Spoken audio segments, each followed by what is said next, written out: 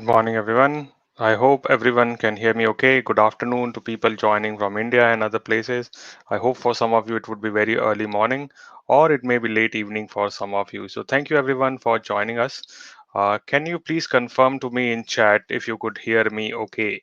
Can you all see me fine and can you hear me all okay?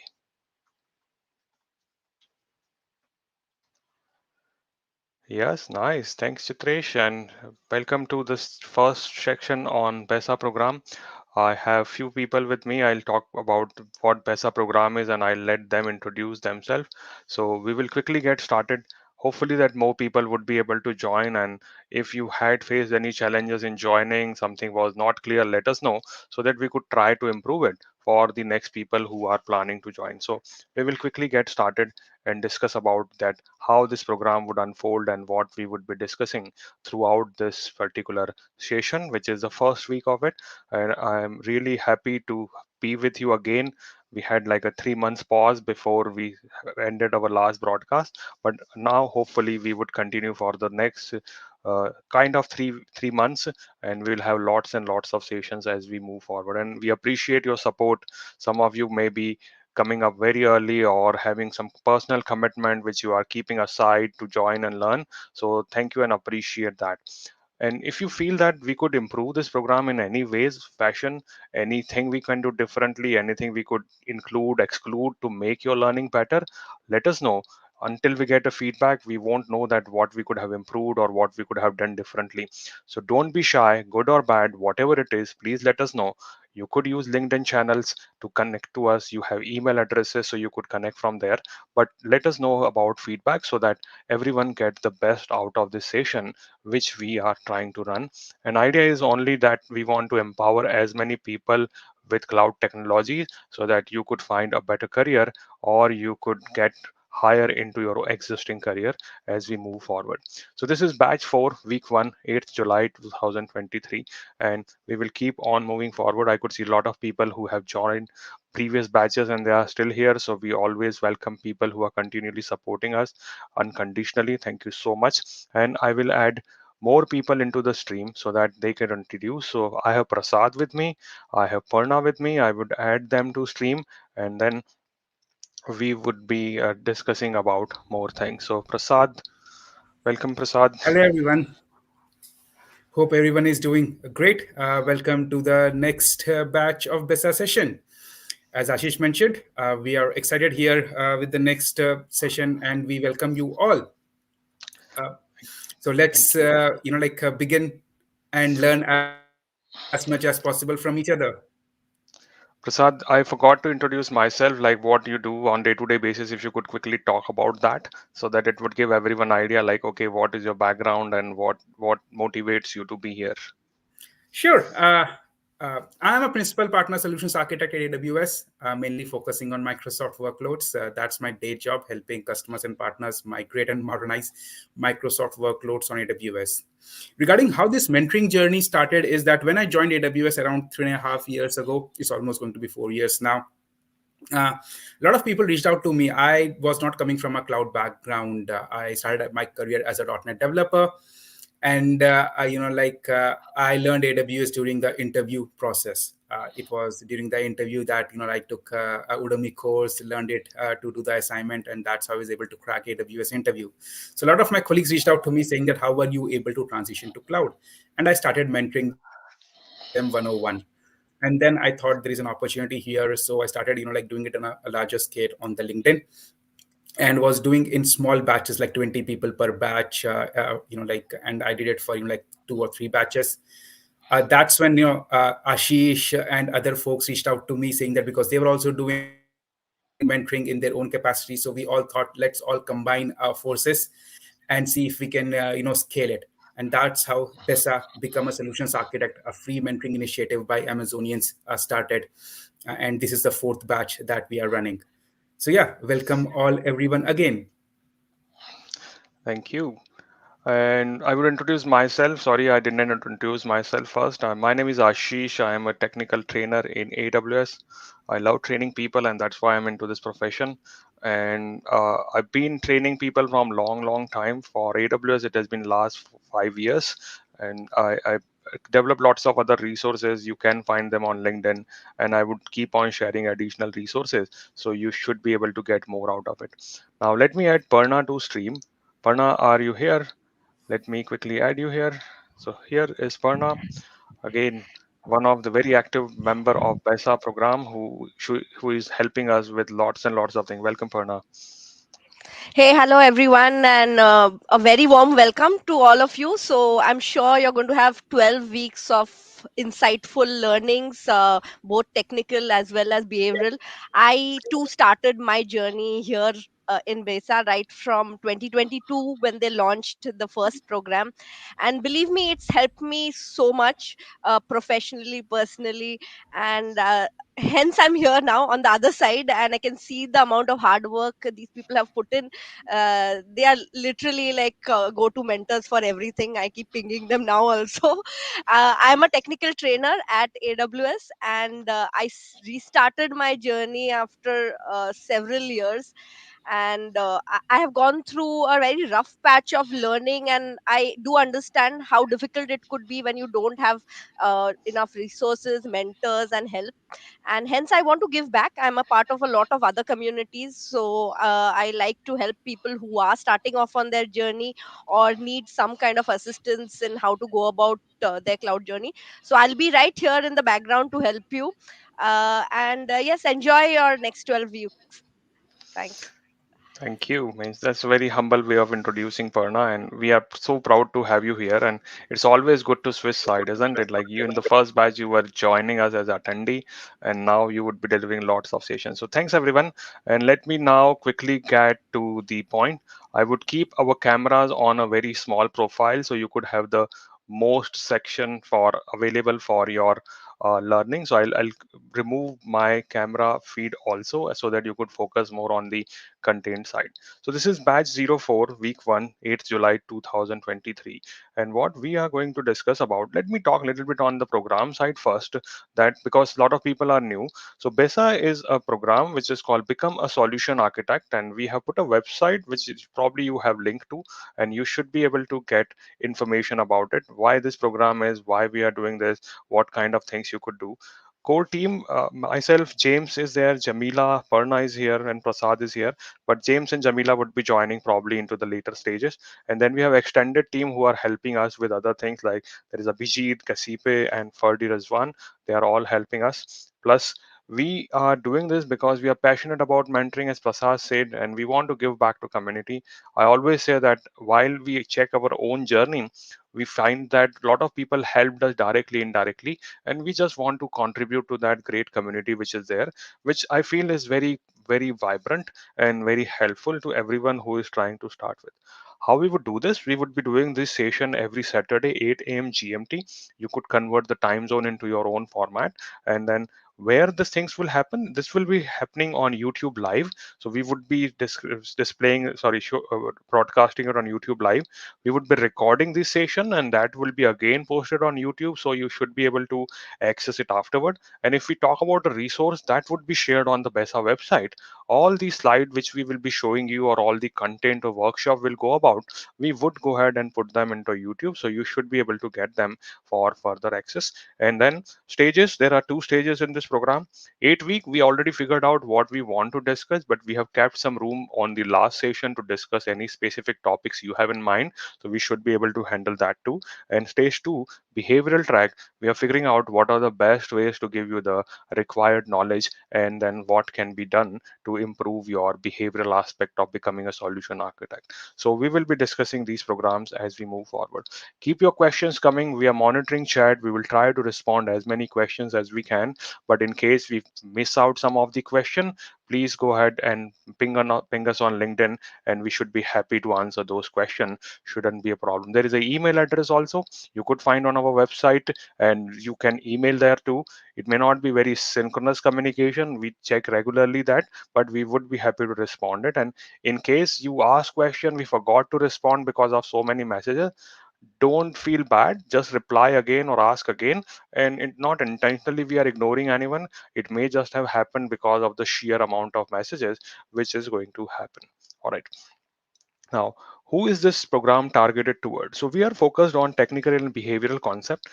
for people who are IT professional and who want to become solution architect. And that is what we are trying to do here, that we want to upskill you for things like certification or give you providing you the interview coaching, so that we should be you should have a better preparation for it. So that's what the intended target audience is. This time we are also including a foundational track, so anyone who is just starting even their IT journey, they should be able to get something out of it.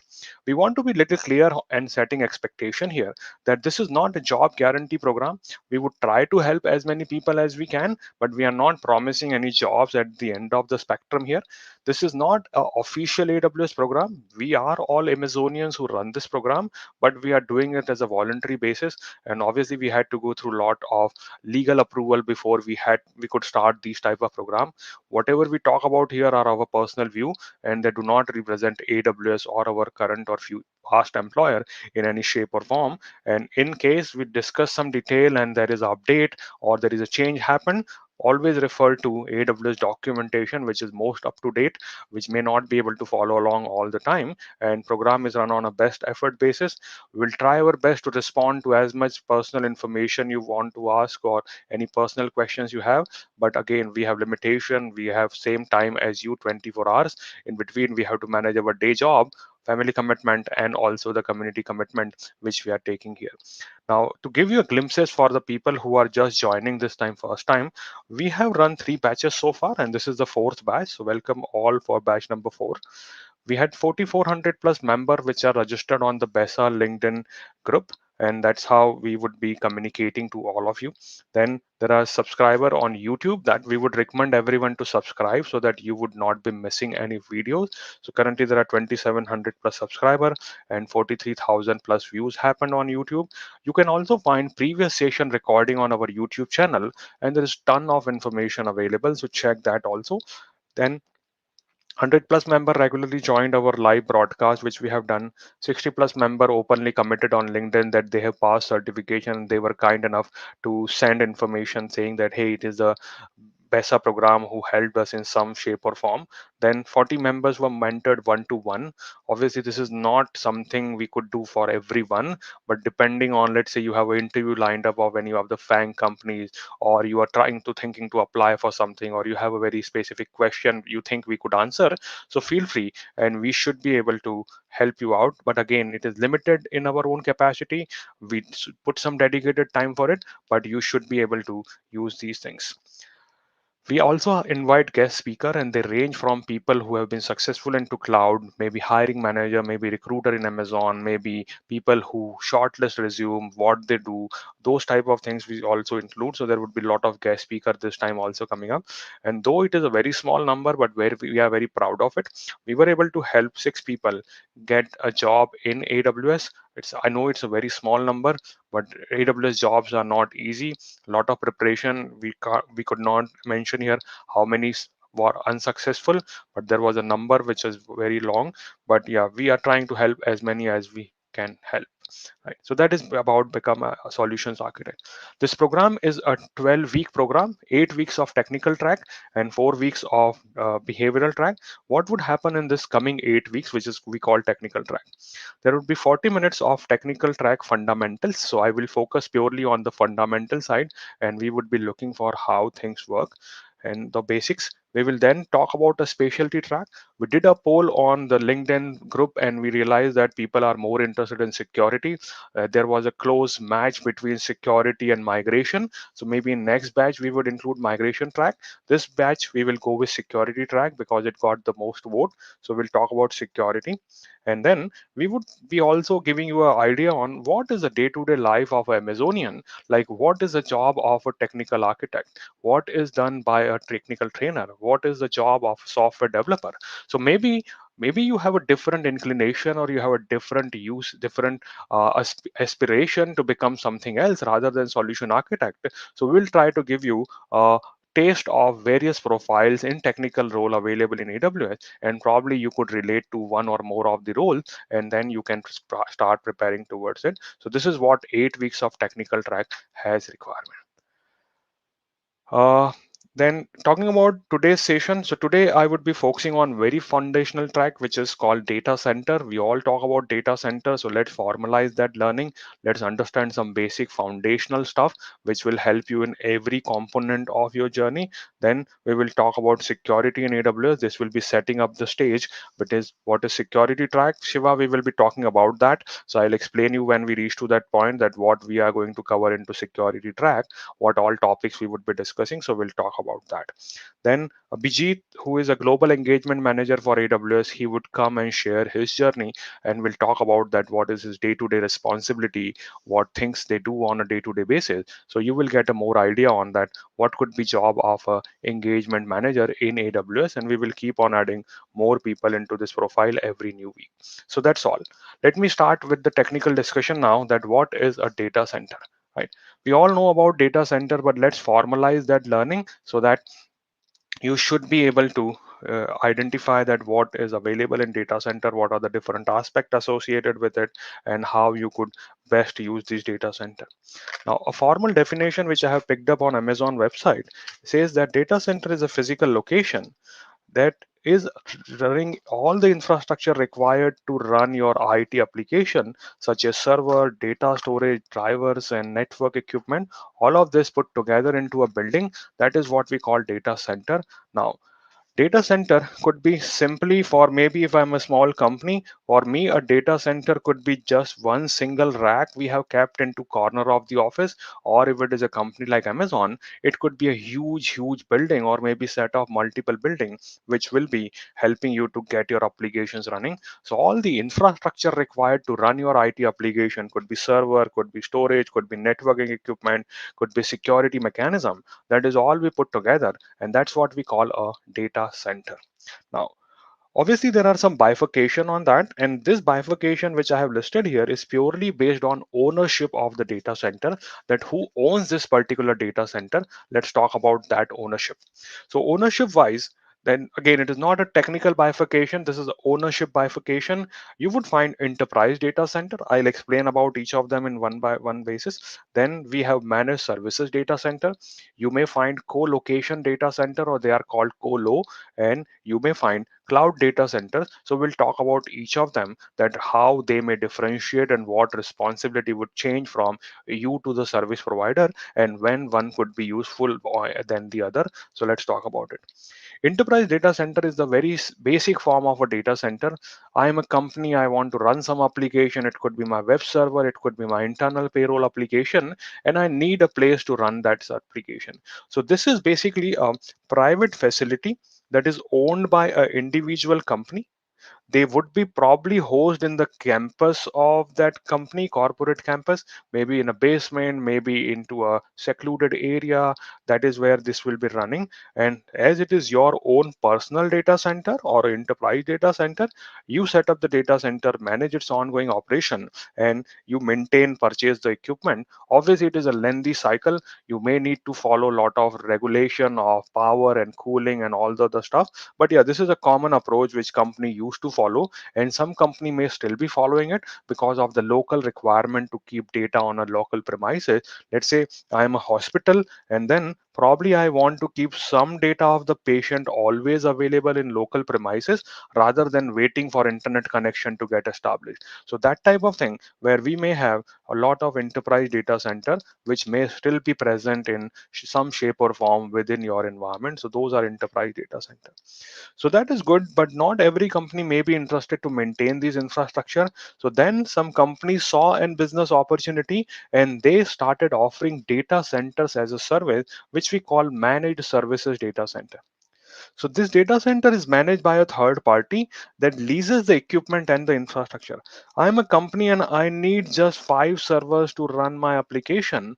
Should I set up a whole data center for 5 servers? Probably that should not be done. So what I would do, I would go to any of these companies like managed service data center, tell them my requirement and say, I am looking for 5 server with this much of capacity, that much of storage. And now I would have my data center equipment leased to me. I am renting those equipment, the physical equipment. I would have access to get to into remote console of them. I may install my software and applications on it, and I may be using it for my own purpose. So in the whole plethora of services which are available or servers we are available, we would select what is making sense to my business. Obviously, I should be able to lease it for a short period or a longer period depending on how these services are offered. So if you heard about companies like Rackspace, it is in a way is doing the same thing. You could go to them, you could ask for a physical server, you could ask for a virtual server from them, and you lease those server depending on the pricing agreements they have, and based on that you could run your services. But you are leasing equipment rather than buying equipment from them. Those are called managed service data center, right? If you have any questions, keep them coming. If there is a technical question, I would be looking into check and answer those questions. If it is a logistics question like links and all, so Purna is obviously helping you here. So please put those questions also into chat. Now, talking about managed service data center, let's talk about now co-location data center. So maybe here I may not have flexibility. Let's say this service provider here, let's say Rackspace, is giving me a server which can have maximum up to 16 CPUs. Just give me an example. What if I need a server which requires 24 CPU? What if they do not have that kind of facility available? So what I can do in kind of these cases, I could look for a co-location provider, or we call them co-location data center, or just a short form is called colo. I may not be renting out equipment from them. So let's say this is a huge data center building, or the floor we call, we rent out a wide space on that. White space is a very specific word we use for these type of environment. So what we do here, we may get, okay, I need an area of 5 meter by 5 meter, and in that would be cages, so that only my physical presence, I can only physically enter into it. There is a security around it, and in that I would set up my own equipment. I would bring my own rack, I would bring my own server and set it up as per my own requirement. So this is called co-location data center. So in this case, you are not renting out the equipment, you are renting out a space within a big data center where you would be hosting your own services and your own hardware based on your own requirement. That should not be a problem. So that's how we would be having a co-location data center. You would still depend on data center service provider. So if this is a building in which I am renting a space, then I would still be leveraging the internet connectivity of them. I would still be leveraging the physical security they provide to me. I may still be leveraging the cooling and power services they provide to me. That's all we would be doing into co-location data centers also. So I hope this thing is clear that what is a co-location data center, right? Now, what else? The last type of data center which most of the time you would hear about in AWS world is we call cloud data center. So in this form of data center, data and applications are hosted by public cloud providers such as AWS, Azure, Google. These companies have set up hundreds of data center all over world in different location, different physical locations, and that is where we would be utilizing these services. What will be connectivity in colo? Good question. So colo connectivity will depend on the service provider. So let's say you enter into this colo facility. Once you are looking for that facility, let's say there is a facility one, there is a facility two, they would say, we will provide you, we charge you X amount of dollar here, and you will get a 10 Gbps internet connectivity, but it is a single 10 Gbps. This is not redundant. Another data center provider may say, we will charge you more money, we will still give you 10 Gbps, but we will be giving you a redundant connection, one from one internet service provider and another from another internet service provider. So that can happen, and based on that, you would be able to leverage any data center. So connectivity, cooling, fire suppression, security, it will be all maintained by the co-location provider, and you would just use those facility. So it depends what they are offering. Obviously there would be different service tier. Maybe the same data center will say, if you are looking for standard connection, you may utilize X amount of dollar. If you want a redundant connection, we will charge you a little bit extra on that. So that will be all possible there. Would it be like MPLS? Could be, it depends. MPLS can also be one part of it, but there are other options available to provide you the connectivity. So most of these things are implemented on a software level nowadays. So they may have a SLA, service level agreement, and they will promise you a specific bandwidth or a specific resources for your application. So that's what a co-location data center is. Now, uh, Now we have cloud data center. In this form of data center, data and application are hosted by public provider. In a cloud data center, you rent both space and infrastructure, so you are worrying about nothing. You say I need one server or 10 server, and cloud service provider would have that much capacity available to provide you with the required application. Right. So these are just some basic ownership based data center bifurcation. Let's now focus on little bit on the different tiers we have. Is there any PDF or reading doc available for essay prep? We have a lot of resources available. So check our previous channels. There are a lot of links available on the previous sections. So you should be able to get that data from there. Now we are coming to data center tiers here. What we mean by this data center tier. So every data center promises you some type of services and some redundancy.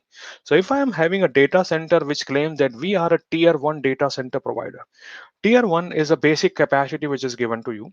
If you are looking for better solutions or better redundancy and capacity, Tier 2 type of data center would be there. Then we have Tier 3, which is concurrently maintained, and then we have Tier 4, which is giving you fault tolerance. And idea here is that these tier have some SLA or service level agreement associated with that. So if somebody is claiming that we are a Tier 3 service provider for a data center, what does it mean? That they would guarantee you 99.98% of the uptime, and if you quantify it, maximum downtime they would have will be 1.6 hours in a year or less than that. So that is how the SLAs are governing those data center.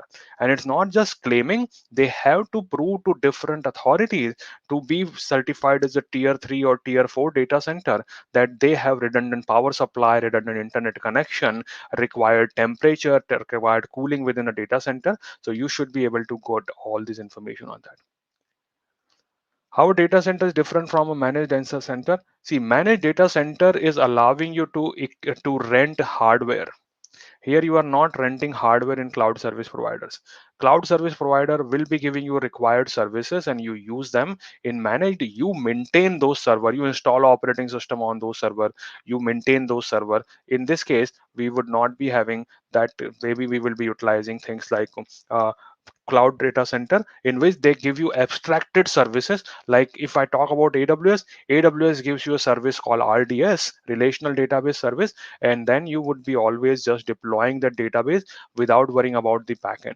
If it was a managed data center, you would be given a physical box or you would be given a virtual machine, and on that you would be maintaining its availability and all this component. That's how it would be maintained, right? So I hope that answers your question. Uh, just wondering if that is about SD-WAN. So let me check what the question was that fits in the concept. SD-WAN may fit in, but it is mostly not the whole data center specific thing.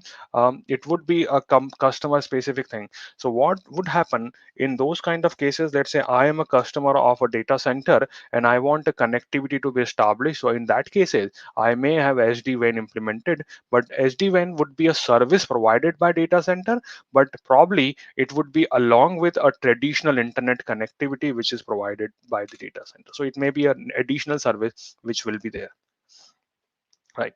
Now, you could get more detail on the link. I would be sharing this link into the chat. So you should have, sorry, into the resources. So you should be able to access all these things. Now, what is inside a data center on these big buildings, what they contain inside?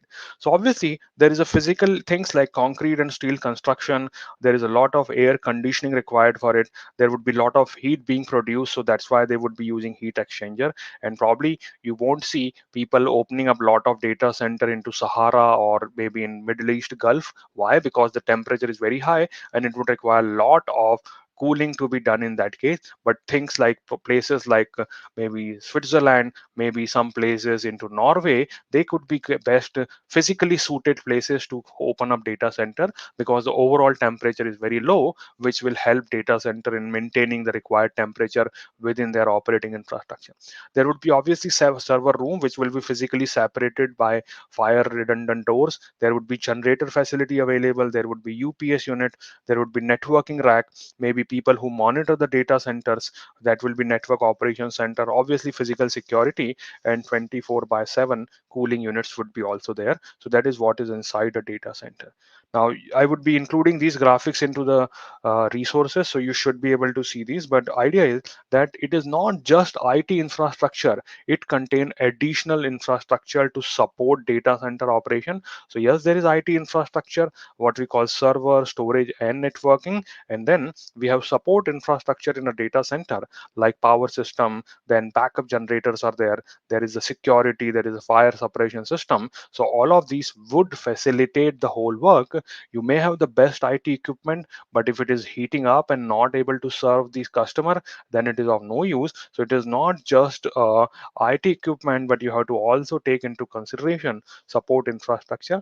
We won't focus more on the support, but we will focus more on the IT infrastructure to give you some detail on that. And then in within that room, if you see this particular section, if you see, this is elevated floor, so all my cablings and air conditioning pipes would be going beneath the surface here. And then they maintain aisle like that at the back end there would be all the exhaust happening from the server, and one aisle would be cold, another would be hot aisle, and there would be extractors who would extract that hot air and move it outside of the data center. And then this aisle here where people are connecting and maybe accessing those location, those are considered as a cold aisle. So cold aisle, hot aisle, these are aisle mentioned or are maintained within a specific data center. And as I was explaining that, hey, this is a floor, and if you see this perforated floor, this is probably the air conditioning from which all the cool air is coming into data center. And then at the top, extractors would be removing that hot air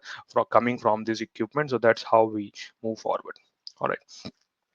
So now let's focus on the server fundamentals, little bit on that, and then if we time permits, we'll talk about storage also. So when we talk about servers, how a server is different from a desktop, because if you look at it, server is also having the same component. It has a processor, it has memory, it has disk. So how a server is physically different from a desktop?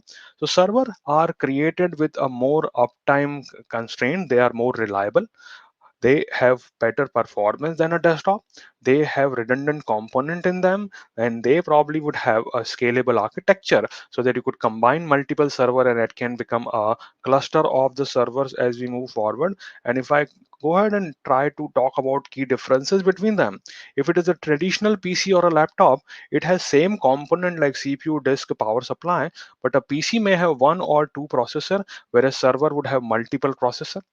In a PC or a laptop, there would be standard memory available, but in server, there would be ECC type of RAM, which is called error correction code. This is a memory which can correct any error which may happen because of electric fault or any faulty component.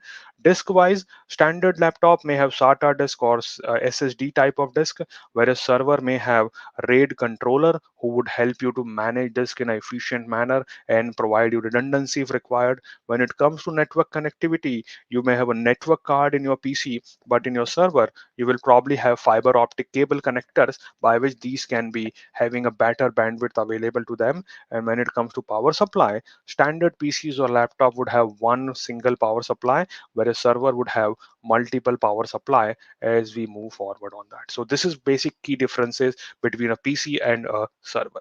I know it could be very basic for some of you, but I wanted to ensure that we cover fundamentals so that your journey would be much more solid and would not have a shaky ground. And that's why we are covering basic fundamental tracks here. And you could check the agenda on BESA website that what all topics we plan to cover. We'll talk about encryption, we will talk about DNS server, we will talk about networking. So that is all coming up. So you would probably have a better understanding of fundamentals. When it comes to server, there are servers are 100 times louder than a PC. I agree on that, Chitresh. That is exactly true. Yeah, it happens. Now, server form factor means the physical shape or form is tower server. Not a very common approach in data center because of the space constraint they have. Rack server is a very common one, and blade servers are also very common in data center, depending on what type of data center you are running. Probably in enterprise data center, blade servers are very common, but in cloud or maybe into your service provider data center, rack servers are very common. So it looks small in the front as you see here, but it is a huge machine. It has a lot of weight, and then you would be putting those racks, sorry, those server into these rack. These racks have a specific unit, and that number is calculated by U. So there is a 42U rack which you are seeing here. It has 42 slots. You could think of a server which I have. It could be 1U capacity or 2U capacity or 4U or 8U capacity or more than that. So how much physical, so let's say this is my rack, how much space one server would consume, that is called my U capacity unit, which we see here, right? Now, this is another architecture which is called blade server. In blade server, what we have, if you look here, there is a box you could think, and within that box you are inserting the server inside, or these are the blades which we are inserting on that. So this was also approach which customer followed, not very common nowadays because of the cost associated with the blade. But idea of the blade server was, let's say I have 10 servers. Now, why I need the display port in every server? Why I need keyboard connector in every server? That doesn't make sense. So let me take a box. I may have my connectivity, network connectivity, keyboard, mouse, monitor connectivity, maybe my separation connectivity on one single unit. And within that unit, I would keep on adding server. So this is my blades. The chassis is there. And within that chassis, I am adding blades. Now, the challenge here is, if the chassis is from one vendor, let's say this chassis is coming from HP, the blades you have to buy, that also has to come from HP. And that's why some customer may not want to get into a vendor lock-in, and that's why they may prefer approach of rack server rather than a blade server. So here is a blade server. These are blades which you could use, and blade is again a server but into a flat form. As you could see, there are connectors of IO USB port, and those would be connecting to a chassis. This is like a overview of it. Here you insert your blades, and at the back end there are power supply, networking module, and from front it would look something like this. And afterward you should be able to add capacity in that by adding more blades. And if you see here, it is one single backend which is powering multiple servers for you, so it is keeping your cost in that. What type of server plays usually in data center? Jay, mostly it is rack server, mostly, but again it can depend from customer to customer. But the rack server have become more common way of connecting your environment, because see, if this chassis fails, all my 8 servers running inside are down, right? If one rack fails or one rack server fails, only that server is down. So that's how we are trying to keep the footprint of failure as small as possible. But this can become cost effective on longer run. Like if you have all 8 blades populated, then probably it would be cost effective. But if you buy a chassis and only add 2 blades in that, then maybe it will be costing you too much money. So rack server has become like a de facto standard in most data centers. Right. You do not see these servers on a regular basis. I'm just making you aware so that you know the fundamentals, and we will be then building on these fundamentals as we move forward. Right. Now, I won't be connecting to these server physically or taking my laptop or a monitor and connect it there and sit into that cold place and then monitor all the things. What we will be doing, we would be using some remote desktop, remote management software. Very common one is this, which is called HP ILO, integrated lights out. So this is a browser based interface. Your server have a specific card which is called ILO card or ILO connector. You connect a network cable on that, and afterward That network cable would allow you to access the physical infrastructure of the server. Like here, I could see the power supply. This is even before you have installed any operating system. I want to access the physical component of that particular infrastructure. So maybe I want to run some diagnostic on that. Maybe I want to mount a optical drive so that I could connect and boot that server. Maybe I want to call HP for some support. Maybe I want to shut down some power bay. So all this information will be displayed to you into a remote management software. You do not need to have a physical presence within data center. Everything is once racked and stacked. You would never be probably stepping into that unless you have to suppress a fire.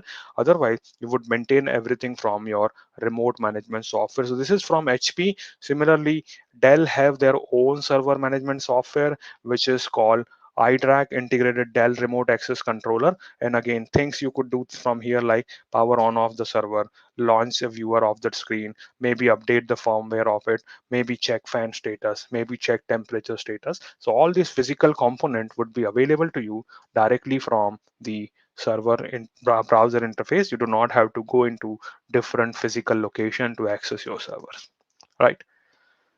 So that was a basic idea on what a data center is and what the server platforms are. I do not have full time to cover everything, but in the section, in the notes, I would also include details about the storage network. So storage fundamentals, how storage works, what are the component associated with that, how your centralized storage is, what is a SAN component. I would include all these things in that environment. Should not be a problem, right? So just curious, if the machine gets switched off, is physical access required to boot it again? Answer is no. Vishal, there is something called a feature called Wake on LAN, WOL. So those physical server are listening. So they are into a very small power consumption mode, and I send a request over network. That network card detects that it is a power on request.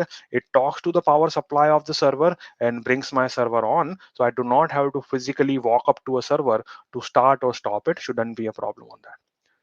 I guess AWS uses Cisco software in their data center. Is that? I doubt that, Prabhat. When AWS started their networking creation, they checked a lot of vendor, but none of them could give the scale and the performance they were looking for, or the isolation look for it. So networking equipment in AWS is created ground up. Everything has been indigenously built, because if you see, these are not the common standard you find in network world. We have concept of subnet, we have concept of security group, we have concept of network ACL. So I don't think that they use Cisco, but again, who knows? That is not something which I physically know about, but I highly doubt that they are using a vendor specific component within their environment, because that would lock them down to one single vendor, and obviously that would be a lot of physical as well as the operational challenges in those kind of things. So hopefully that gives you a better idea on what all these things are. And I do not have time to cover everything, but I would include these slide so that you could go through that and get an idea on how your storage is created and how it is presented to the server of your choice and how you could access these services, right? So how do you access notes? What you would be doing, we will be sharing these onto resources space, so you will be able to get that. How does AWS get the capacity need for their customer? I would say a lot of machine learning, Prashant. We are running data center from long time. So maybe there is a machine learning and little bit of analytics which is used to guess the capacity for data center. What exactly, where exactly firewall present? It depends. Firewall may be present in different places. It may be present on perimeter layer, it may be present on a software component, so it can be different places. I don't expect that there would be only one firewall for the whole data center. Even within your racks, you may have virtual firewall deployed, or within your server between virtual machines also you could have firewall deployed. So that should not be a problem at all on that case. All right. So thanks everyone. Hope everyone is enjoying and learning something new. Probably for a lot of you, it was a quick refresher of what we had, what you already knew. But we will now take a 5-minute break, and afterward we will go for the security track. So stay tuned. Maybe grab some water, maybe refill your water bottle, and we will then start again. I will put a 5-minute timer and I'll speak to you again. Thank you.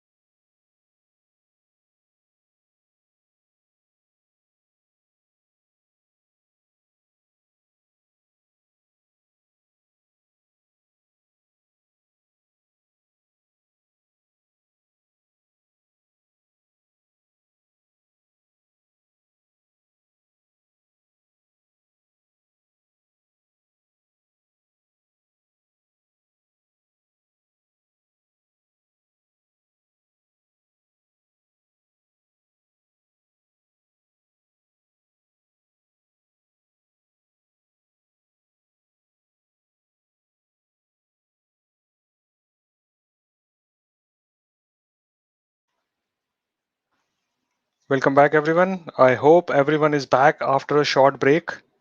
Just to make sure you are back, type in chat what you purchased recently online. Have you bought anything? I will share what I bought. But yeah, let me know if you have bought recently anything online. Unless it is very personal, let me know where you spent your money on.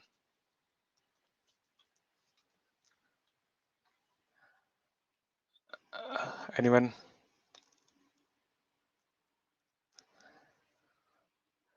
Motorola Edge 30. That's nice. Potato masher. I like that. Headset. Okay. Air pump. Okay. Probably boxers. Shoes. Shoes I also bought. So let me show what I bought. I bought it on first. So I did not had like any good walking shoes for like tracking type of things. So I bought this on 1st of July. I am enjoying it. It's a good one.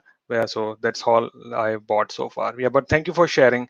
Let's make it interactive. Otherwise, it would be pretty boring to hear me for that long there. Coil pack remover, wheels for your car. Okay, an air pump for Korean Amazon. Okay, wow. Treadmill.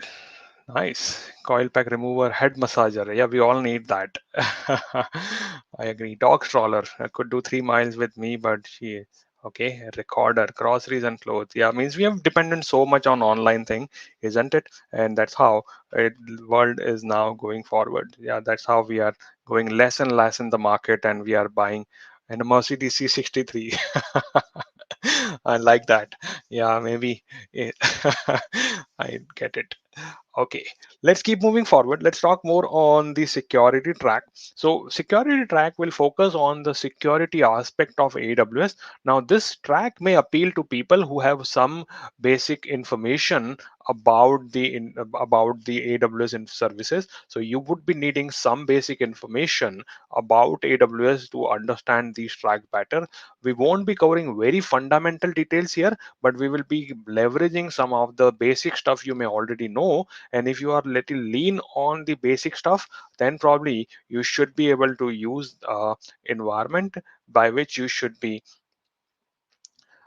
uh, we should be able to utilize these services on a longer run. So security track is something which should be all aware about. Security is a very important thing. Now let me ask you a question here.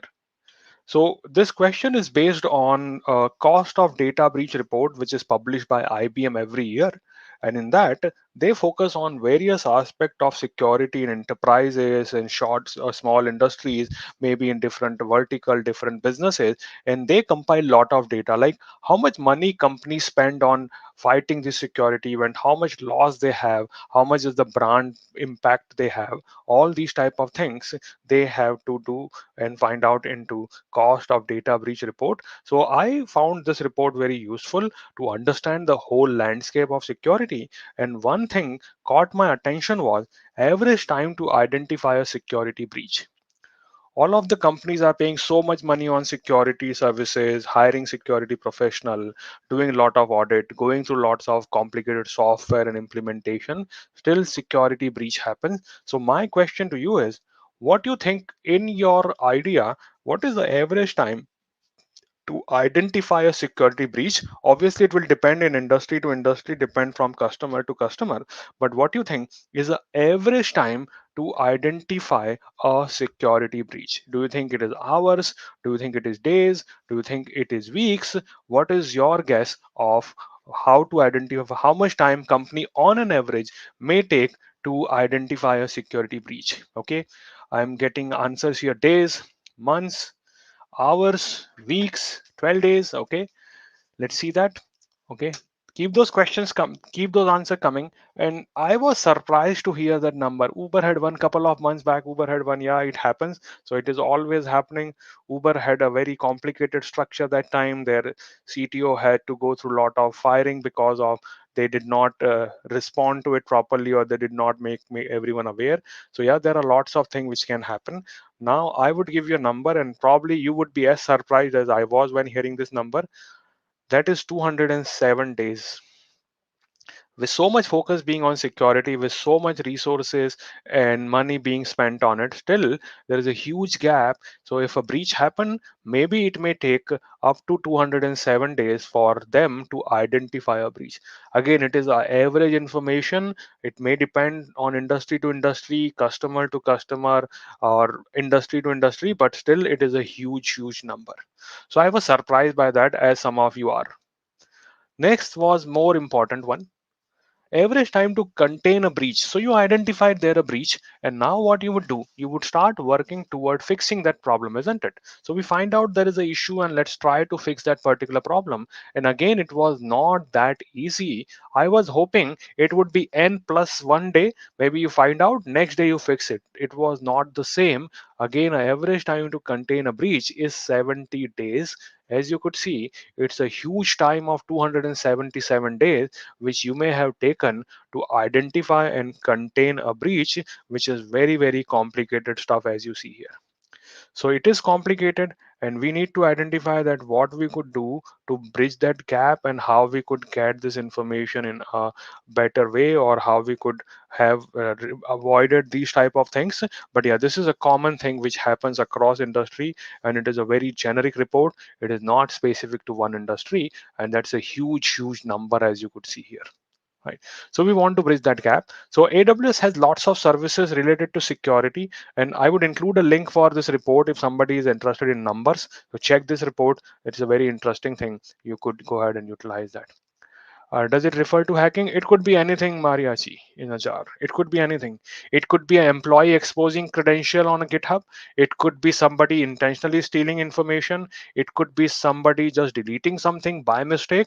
These are all breach. Somebody doing a behavior which is not intended, it is a security breach, right? Something could be like, maybe I expose my public key or my private key into internet.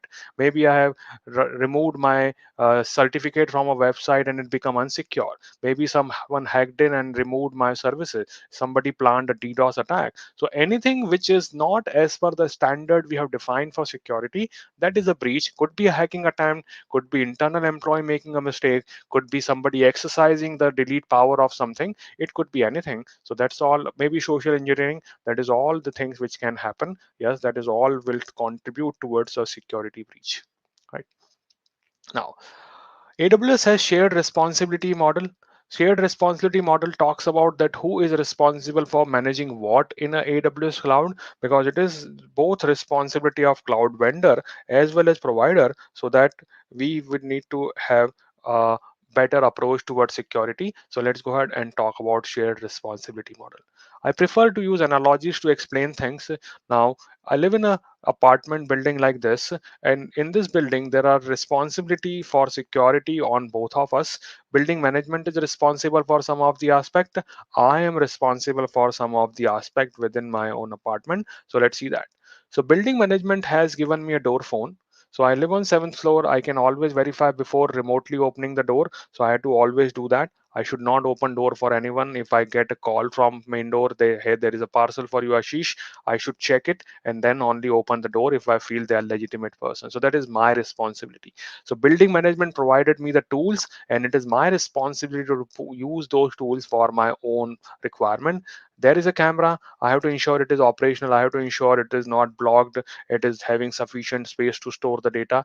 If they have given me access card for accessing the or operating the lift, I have to keep it safe. I should not lose it. I should not be giving it to someone else to operate it on my behalf. They have given me lock and key for my apartment. So whenever I'm going out, I should always lock my apartment. That is my responsibility. And if there are fire exit in the building which is there, you should keep it clear. You should not be stuffing your things in that. Otherwise, it would be a hazard when there is an actual fire happening. So as you could see, we both are responsible. If my building management has not given a fire exit, then I can't do anything about it. So their responsibility, and based on the building safety standard, they have to provide the fire exit, and I have to keep it clear so that I could use it in the time of emergency. So same thing applies into cloud too. When you are talking about cloud, there is a shared responsibility of AWS as well as you. AWS is responsible for security of the cloud, the physical infrastructure, and you are responsible for security in the cloud. Once you start hosting your services, you decide on how you want to secure those specific services. If I go in little more detail, AWS is responsible for things like all the regions where they are operating their services, physical location, edge location, employee security, access, physical security of the data center. Then any base services like hypervisors, compute services, storage system, disk which are being used, databases which is being created, employee access, all is the responsibility of AWS. So they should take care of that. Once they have provided me a solid infrastructure to start on, I have to use that infrastructure, and now I have to take care of encryption. I decide what I should encrypt, what I should not. I should verify whether the data has integrity or not. Has somebody modified it? Has somebody has permission to modify that? Operating system patching, network and firewall configuration, which port I am going to open, whom I am going to give access, how my platform would be updated, how I update Java runtime, how I provide security to my application, how I protect my own data. So that becomes my responsibility into the long run. So that is how customers' responsibility would be there. So as you could see, both of us are responsible for maintaining security, and AWS then gives in more detail. So if you are using infrastructure services, like you are launching a AWS EC2 instance, right? So in that case, the base infrastructure is maintained by AWS, so they would be taking care of that, and your responsibility is to your client side data protection, encryption on the server side, network traffic protection. That becomes your responsibility if it is, let's say, service like Amazon EC2. Then I say, okay, I am looking for a less responsibility model for myself. I don't want to worry about all the stuff. So that's fine. You could do that too. You could go ahead for services like container services. Let's say Amazon RDS. Container here doesn't mean that Docker container. Container here basically means that it is a platform provided to you, and on top of it you deploy services. So that is your container based services on which Amazon RDS is there. You take care of data, we take care of platform and application. And if you want much lesser responsibility for yourself, you would be going for more security oriented services, which we call managed services. So services like S3, KMS, DynamoDB. Here you do not worry about anything, even platform or encryption. We select a checkbox, or in then uh, set in that particular solution, there would be a whole option to enable security or default encryption available on that. So if you are looking for more customizing of the thing, probably you should look for infrastructure services, and uh, then we would have managed services which we would be helping us to create all these environment which is less customizable. So you decide on what is your security model. Now, there was a slide issue. Probably maybe a refresh would be required. You can see the slide properly. Thanks for confirming. Maybe a refresh is required for anyone seeing it. So this is called like bitrate, which gets automatically done by YouTube. So based on how the performance of network is, it would be giving you that is called adaptive bitrate. It will adapt to your network speed. Right. So now let me focus on the basic AWS security services. Let's go ahead and what is there. So now, what I am going to discuss right now in the next 10 minutes is going to serve as a base for the whole security track. So somebody had a question like what we are going to cover in security track. This is where I am laying out the foundation that how we would progress toward different aspect, and we would be seeing those information as we move forward. Let's go ahead and see that. So these are foundational and layered security services we are focusing on. There are different aspects of the services, and I would talk about which specific use case they serve.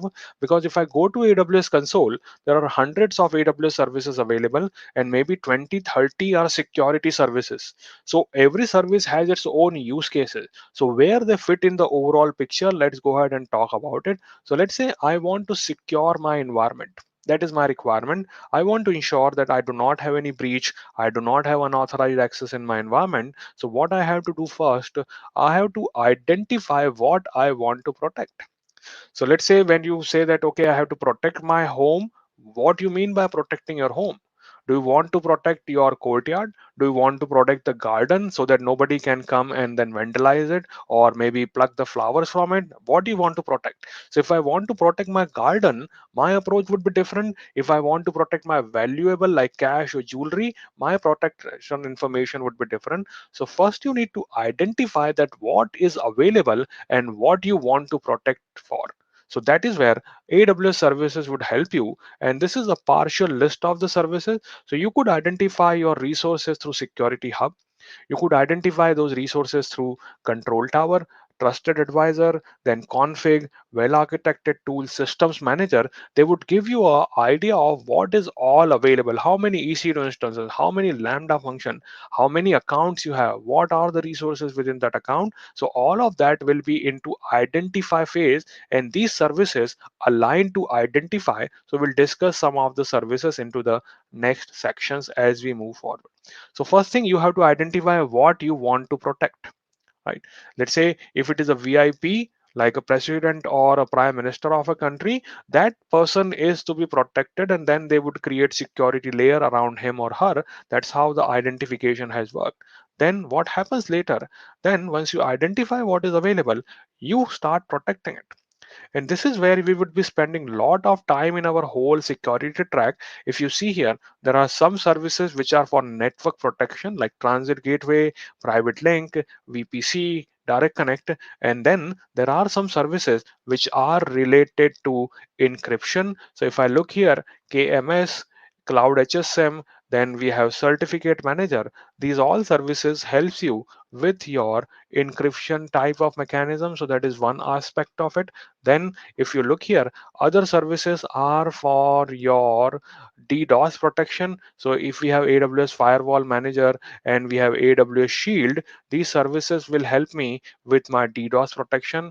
And then when it comes to like identifying my user or performing authentication services on top of it, then we may use services like Active Directory, Directory Services, Cognito, IAM Identity Center. So they would be focusing more on the identity part of your application. And afterward, if you are looking for your network protection, there would be these services helping you out.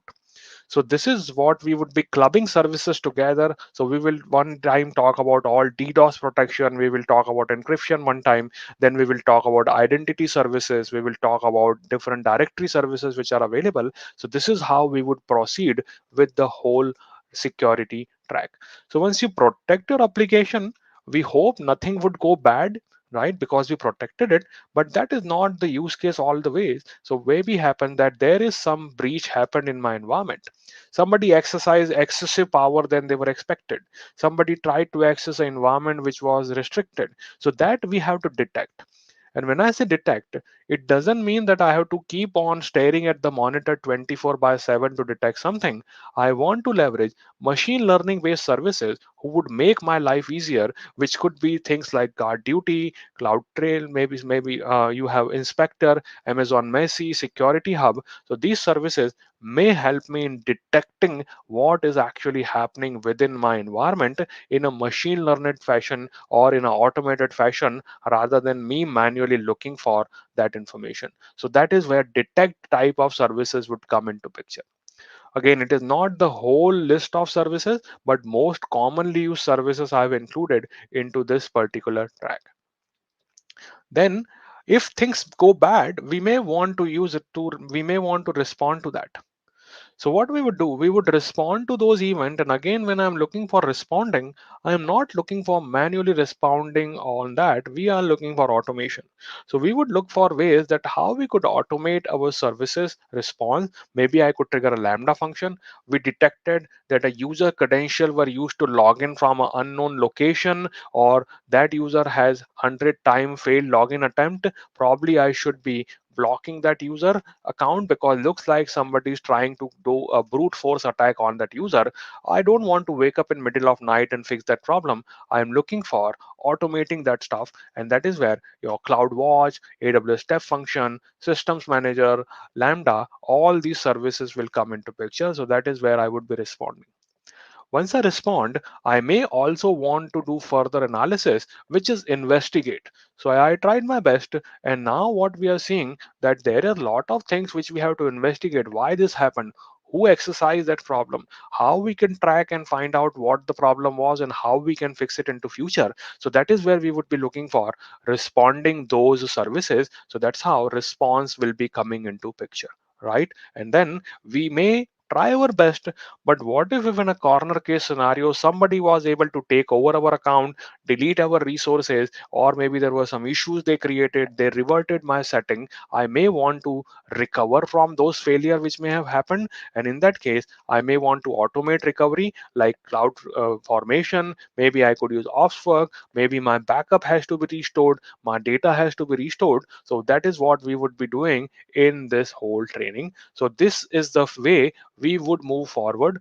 Here I tried to combine most services which are relevant in security. Not every service is covered, and don't be worried if you see some services being mentioned multiple times. Like if I look here for security hub, it is mentioned into identify also, and security hub may be utilized in some other places also, should not be a problem at all. So that is here. See, the security hub is here. Similarly, you may find systems manager is being used here in identification, and systems manager can also be used in automation. So services have lots and lots of information and lots of feature, so they may align to multiple locations and multiple layers within your environment, but we will see them and talk about it.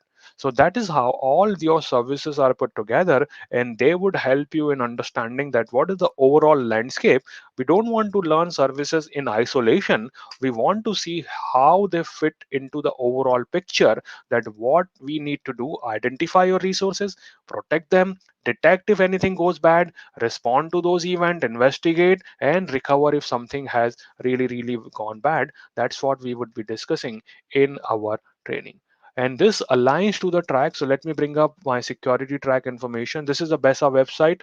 So you could see it here. This is the agenda. Foundational track, we discussed data center. Next week I will talk about virtualization, we'll talk about network devices, then we'll talk about scalability, durability, availability here, encryption, disaster recovery, DNS. And then week 8 we kept open, so based on your environment, your requirement, we could make changes there. And here in security, I'm introducing the topic, then we'll talk about identify, then identity management. So we have more people who would be helping us. These are people from my team, they are technical trainers, so you would be getting information from them also about what other things are there, and then detection, remediation, and then open for suggestion. So we kept it little open ended so that you could give us idea, and we should be able to have a session tailored to your need and give you the best out of this particular program which we are running. So I hope that everyone has a better idea on how all these services are fitting together into the overall landscape of security. All right, let's keep moving forward and let's discuss various aspects of security.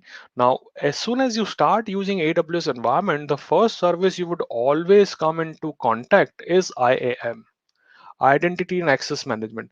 I won't be going into the all detail of IAM. You could check previous videos where I have detailed everything and covered a lot of examples too. So check those previous videos.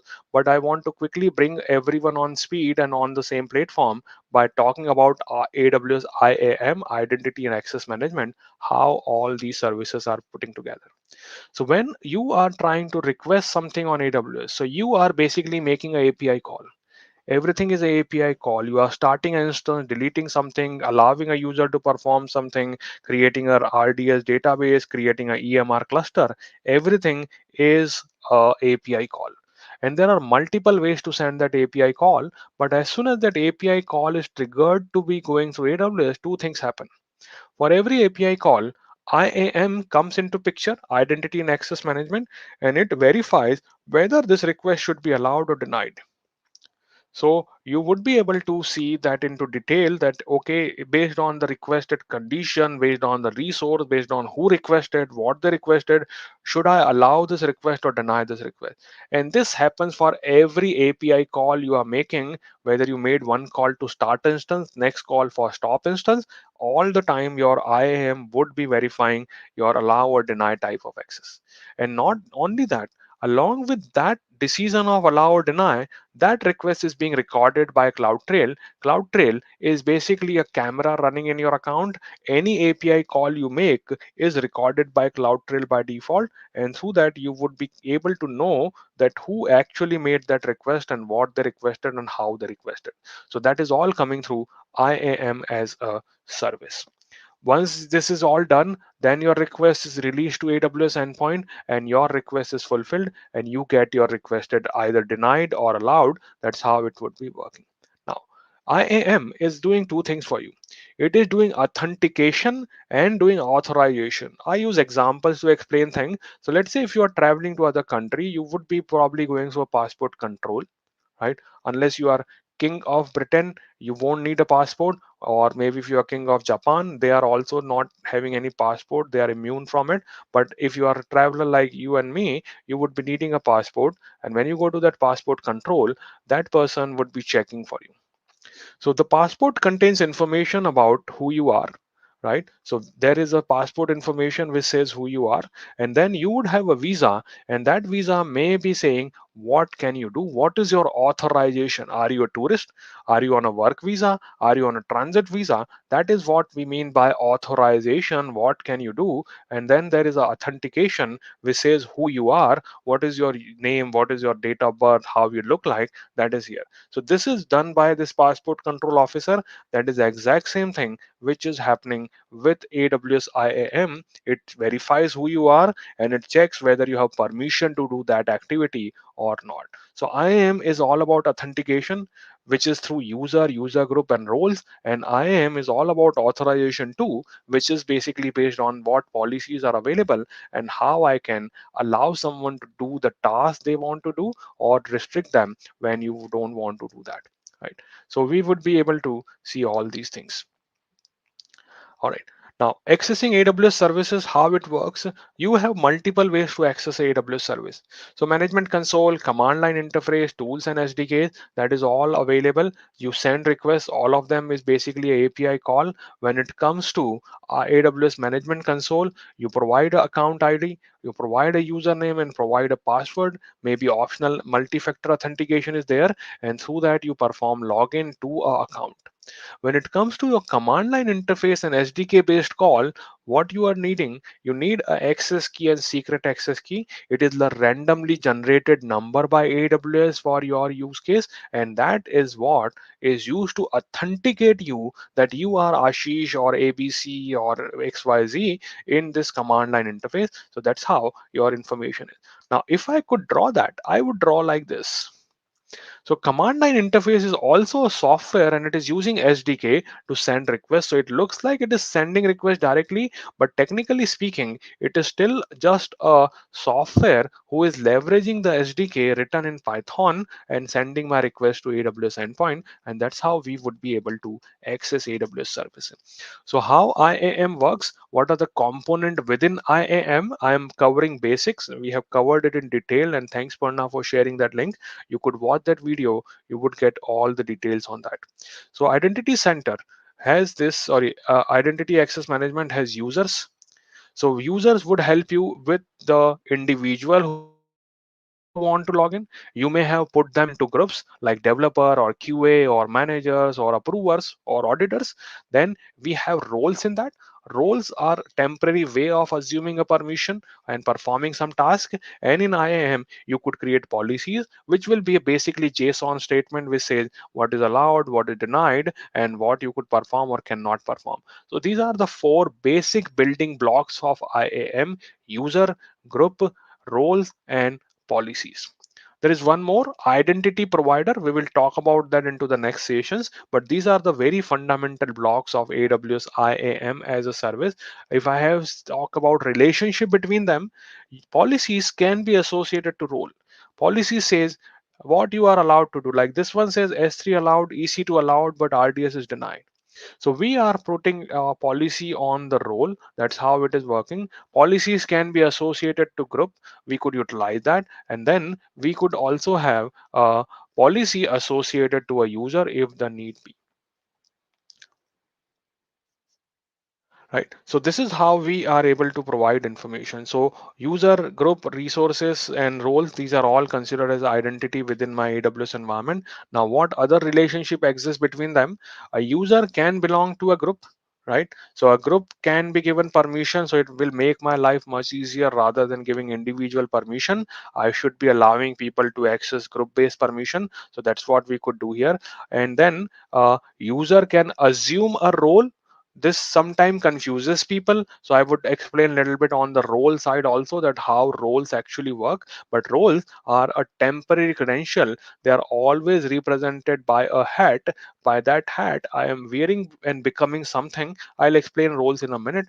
A role can also be assumed by a resource, like a EC2 machine may assume a role, and then that machine's code can perform some operation on my environment, like it is trying to access a S3 bucket. So it got a role assigned, and through that role it is able to access that S3 bucket. That is completely possible. Further, a user can access a resource directly, like S3 bucket. I could create a bucket policy and add that user's name there. So that is called a resource policy. Policy can be also associated to a resource, and based on that my users would be able to access the services if the need be. That is called my IAM summary, right? So IAM has these component, and check that YouTube video where you will get more information on that. Now let me talk about roles, because that is the most commonly misunderstood concept, or it is little different concept than real world or in other environments. So let me talk about what is the information about roles. So I would take an example here. Let's understand role by example of Jim Carrey. I like this actor. He's a Canadian American actor. You have seen him performing into various movies. Like these are some of the notable: Bruce Almighty, where he played a role of God. In The Mask, he played a role of a green thing. In S. Ventura Pet Detective, he played a role of Pet Detective. So consider this is the same person, Jim Carrey, but temporarily he will take makeup and do makeup and then will become this person. Then he would have a different hairstyle and different way of talking and walking, and he become S Ventura. And here he would be behaving completely differently, and you would be able to see that what he is doing in his role of God, Bruce Almighty. So he is the same person, but he is assuming different role at given time. Maybe these all three movies are being shot parallelly. So maybe in the morning shift he is into the mask, so he wears this makeup. In the evening he is performing these, and in afternoon he is doing this kind of makeup. So that's what he is doing. He is into different role. He is same person, Jim Carrey, but depending on movie environment he is changing his appearance to become something else. And what we mean by assuming a role, I like this example the best. Probably all of us have seen that movie, The Mask. Here, this magical mask, once this mask is worn by this person is Stanley Ipkiss, but once he wears this mask, he becomes the green thing, and then he is able to rob bank, change into different shapes, do a lot of comedy and all type of thing. So what he is doing, he is assuming that role. So he is Stanley Ipkiss. He becomes mask when he wears this mask and removes it and becomes Stanley Ipkiss again. Same way, in roles, what you do, you log in with one person's identity. Let's say I log in at Ashish, and then I assume a role of auditor, I assume a role of sales inspector, I assume a role of anything else, and that's how I am becoming someone else. But that is temporary. So right now I'm into a trainer role. I am training you. Maybe in the evening I go to a salsa class and I would be a student there and learning salsa. Right. So that's how I'm switching my role. I'm a father. So right now I'm not playing that role. But once my son wakes up, I would be playing that role. So that is what I'm doing. So I'm same person, but I am becoming someone else for a while and then become someone else once my work is done. That is exactly what we mean by assuming a role. Right. Let's keep moving forward. Let's see how all these things work. In role, there is one more thing which is called who can assume a role. Now, again, I take an example here from Marvel Comics, Thor. Probably you know that particular character, and that Thor person has a hammer as his weapon, and that called Mjolnir. And Mjolnir can only be lifted by Thor. It trusts Thor to lift it, right? So not everyone can lift this hammer. This hammer can only be lifted by Thor. Basically, think a policy governs this hammer and says, are you Thor? If you are, you can lift me. If you are not, I won't allow you to lift me. And that's what we mean by a trust policy. So when there is a role, that role has a trust policy which says how we are allowing who to assume that role. So that's how I should be able to have a policy of selecting who can assume that particular role. That's how your trust policy would be working. So trust policy gives you a permission who can assume that particular role. Here I am depicting into technical term. So what happens here? So permissions are assigned to a role. I can assume a role provided that role trust me to be assumed, and then other services can also assume a role. So with role there is a IAM policy which says what you can do after you assume a role, and there is a trust policy which says who can assume this role. So there are two type of policies with the role: what a role can do and who can assume this role. That is called trust policy, and the IAM policy is called permission associated with the role. So I hope this thing is clear and you have a better understanding. Again, same relationship. IAM policies are assigned to a user. They can be assigned to a group. IAM policies can be assigned to a role. A user can assume a role. A AWS resource like EC2, Lambda function, Glue crawler, they can also assume a role, and that's how their services would be working. So hopefully this relationship is clear. What is a role? And I would quickly summarize some of the information here so you would have a better understanding on what a role is and what can be done by that particular role. Let's talk about that. So roles can be assumed within AWS account or across account, right? So what I can do, I could go ahead and say I want to assume a role within my account, or I want to assume a role in different account altogether. So that is all possible. You could do that. At a time, only one role can be assumed, right? So at a time, Bruce, sorry, at a time you may be wearing one hat at a time, right? So that is all possible. You can only wear one hat at a time. You can be appearing in one movie at a time. You have to then remove the makeup and then go into different movie. So that is what we mean by at a time only one role can be assumed. You log off from one role and become another, get into another role. They are temporary permission. And trust policy, you could check more detail on the video. You should be able to see that. And group, yeah, group cannot assume a role because group doesn't identify. Like, role is a identifiable entity. If that is a group of 100 people, now I can't pinpoint who assumed the role. So that's how you would not be having a group assume a role. Group can be given permission to assume a role. Maybe we could say if you belong to developer group, you could assume developer role, but still I have to first identify myself as individual, and then I can assume a role. Should not be a problem. So that's how we should be utilizing on that, right? So hopefully this thing is clear. At a time, only one role can be assumed. Trusted entities to assume a role can be external, SAML or web identity. My users can be coming from additional resources or additional places like Active Directory or SAML, and then we can assume that.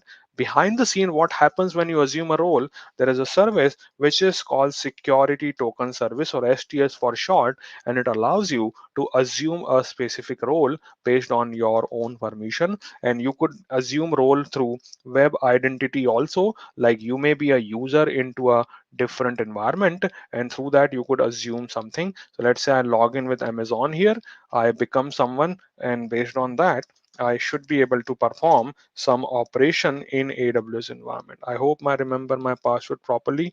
No, but you could check that. Maybe you could log in with Google and Amazon and play around with this particular web identity playground. It will show you what happens. So you log in, you then obtain temporary credential, and then based on that you are allowed to perform access of AWS resources. So you should be able to use it.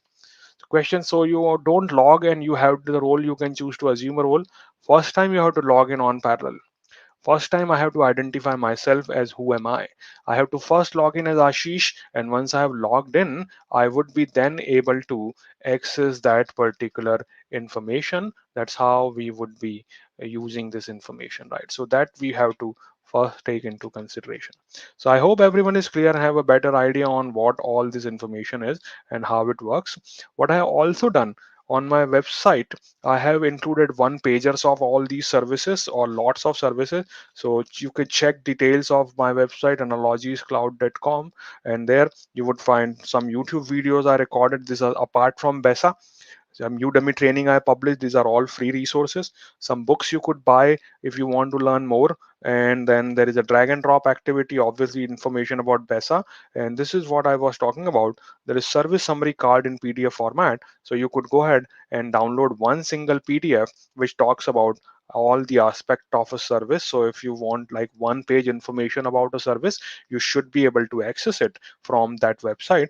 I call them service summary card, which talks about all the 7 W's of that: what, when, where, who, like IAM, who can use it, how it works, how much is the cost, why I should use it, when I should use it. So all of this data is available into IAM as a service, right? So I hope everyone is clear and have a better idea. And we are now ending this first session. But as I said, the agenda is there. You could check it. You could suggest something if you want to change, and we would be happy to accommodate as much as we can, depending on the time and availability and the technical knowledge we have for these services. So check this website, check the agenda, and tune in on the time. Every day the same link would be there. We have right now broadcasted it on Twitch and YouTube parallelly, but eventually we would only use YouTube. We won't be using Twitch anymore because it takes a lot of time for us to export videos from there to YouTube. So we would be using YouTube as a mechanism for future session. So I hope you enjoyed and learned something new and have a better idea about AWS services. Security track is defined to be, or it is optimized for learners who already know about AWS. If you are new to AWS, probably you should look for previous videos, attend foundational track, learn basics of security, and then you could get more understanding from the previous recorded videos. Shouldn't be a problem at all. All right. So I hope everything is fine and enjoying the things. I would stop my screen share. These resources would be made available to you onto the BESA website. It may take 1 or 2 days before we publish the PDF files there. So we should be able to provide these resources to you.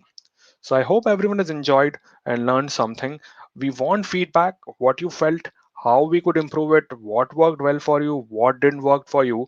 We obviously won't be able to cater it to every single individual's need, but if there is a group feedback we are receiving or a common feedback, we would try our best to accommodate those things with us. So thank you.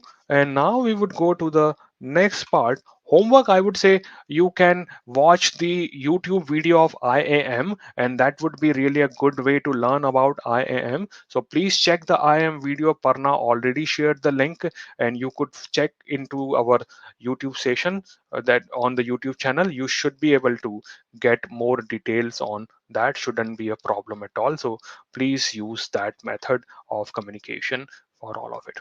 Now, what I'm going to do, I'm going to invite Abhijeet to the talk, and then you should be able to talk. He would help us in understanding what is a global engagement manager, what is his day-to-day task, and if you have any questions for him, we should be able to take it from chat and let him answer those specific questions. So, Abhijeet, I hope you are here, and thank you for your time. I will add you to stream, and then I'll stop for screen sharing and I would add Abhijeet to the chat. Hello, Abhijeet. Thanks for being here. Hey So Ashish. nice. So Abhijeet is supporting BESA from last 2 or 3 sessions, last 2, 3 batches. So thanks for being here, Abhijeet. And we thought like it's also good to know that what is his role and responsibility, what are the things he is responsible for, how his day looks like, and that would probably give you more idea on different profiles available because it may not be only solution architect which are working for AWS. There are different persons and profiles working. So you may find, okay, I align more with XYZ position, let me reach out to that person and probably they should be able to help me out further. So welcome, Abhijeet. Do you want to share some Ashish. slides? Yeah, sure. Let me do Yeah. that. So there is a present button. If you click on that, I will add you into the stream, and then I'll go off Yeah, camera, and then just I'll a let you minute. handle the things.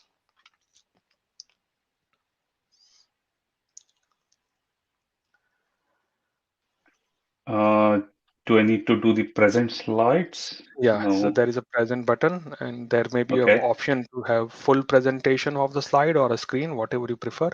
It's up to you. Yeah, I'm just trying. Yeah,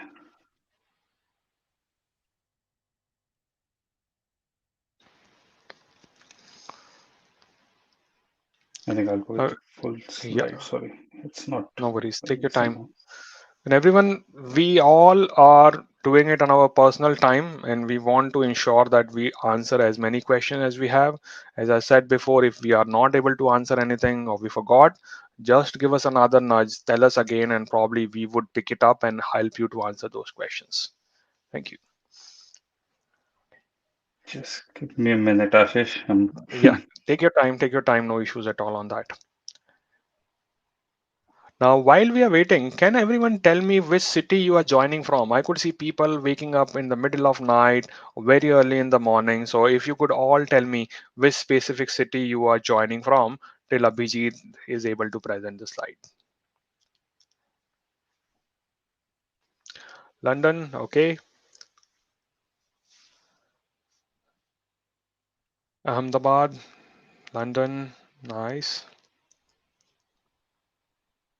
Essex, we are not far then.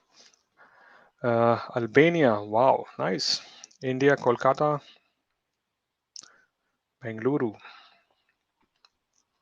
Pune, all right. Amchi, Mumbai, I like that. We have planned a session for discussing those pillars. Yeah, that is coming up. Thank you. London. Okay, I'll add your slide to stream, Abhijit. Cameroon. Yes, Thank Ashish. you. Singapore. That would be too early for you, isn't it, Francis? Thank you. And Ukraine. Wow. Indore. That's nice. That is my hometown too. Jakarta. Hyderabad. London. Now, all over the world, isn't it? Ghana. Nice. Thank you, everyone. And hopefully now you could see slide from Abhijit. I would go off camera and let Abhijit handle everything. I would respond to question in the chat, and hopefully you would have a better experience with Abhijit. All to you, Abhijit. Thank you. Thank you, Ashish. Thank you, everyone. I'm absolutely thrilled to see everyone from various part of this world, and really looking forward to talk to you. Like Ashish said, that I was part of a support crew in BESA community for last two batches, and today I'm here as a speaker for the session, and it's really great thing for me, and I'm absolutely looking forward to do this. I always look forward to BESA group for professional support and to keep me updated with latest technical news. Before I go into my role, recently, in fact, when I was going through the LinkedIn, I just found out someone shared about the latest offering of AWS about the Instance Connect. And that's where I found that, yeah, okay, there is something that new feature has rolled out. Then I went back, I read few more details about it and realized that, oh yeah, this is something I can definitely use for one of my project. And then I shared it with my wider project team, and now we are working on it. So yeah, thank you, thanks a lot for keeping me updated with a lot of groups, and it's definitely feels like a wider family. Thank you, everyone. Wonderful. So, I'll quickly talk about me in terms of who I am, and then as we see that today's topic is about a day in the life of Amazonian. So, I'll talk about how did I reach to Amazon. So, I'm Abhijeet. I'm working as engagement manager in AWS Professional Services and based out of London. Originally, I'm from India, western part of India, Pune. I see a lot of people here from Pune, so it's in India. And I did my master's in computer science, and after that, I started working. I started working with Capgemini first as a mainframe developer.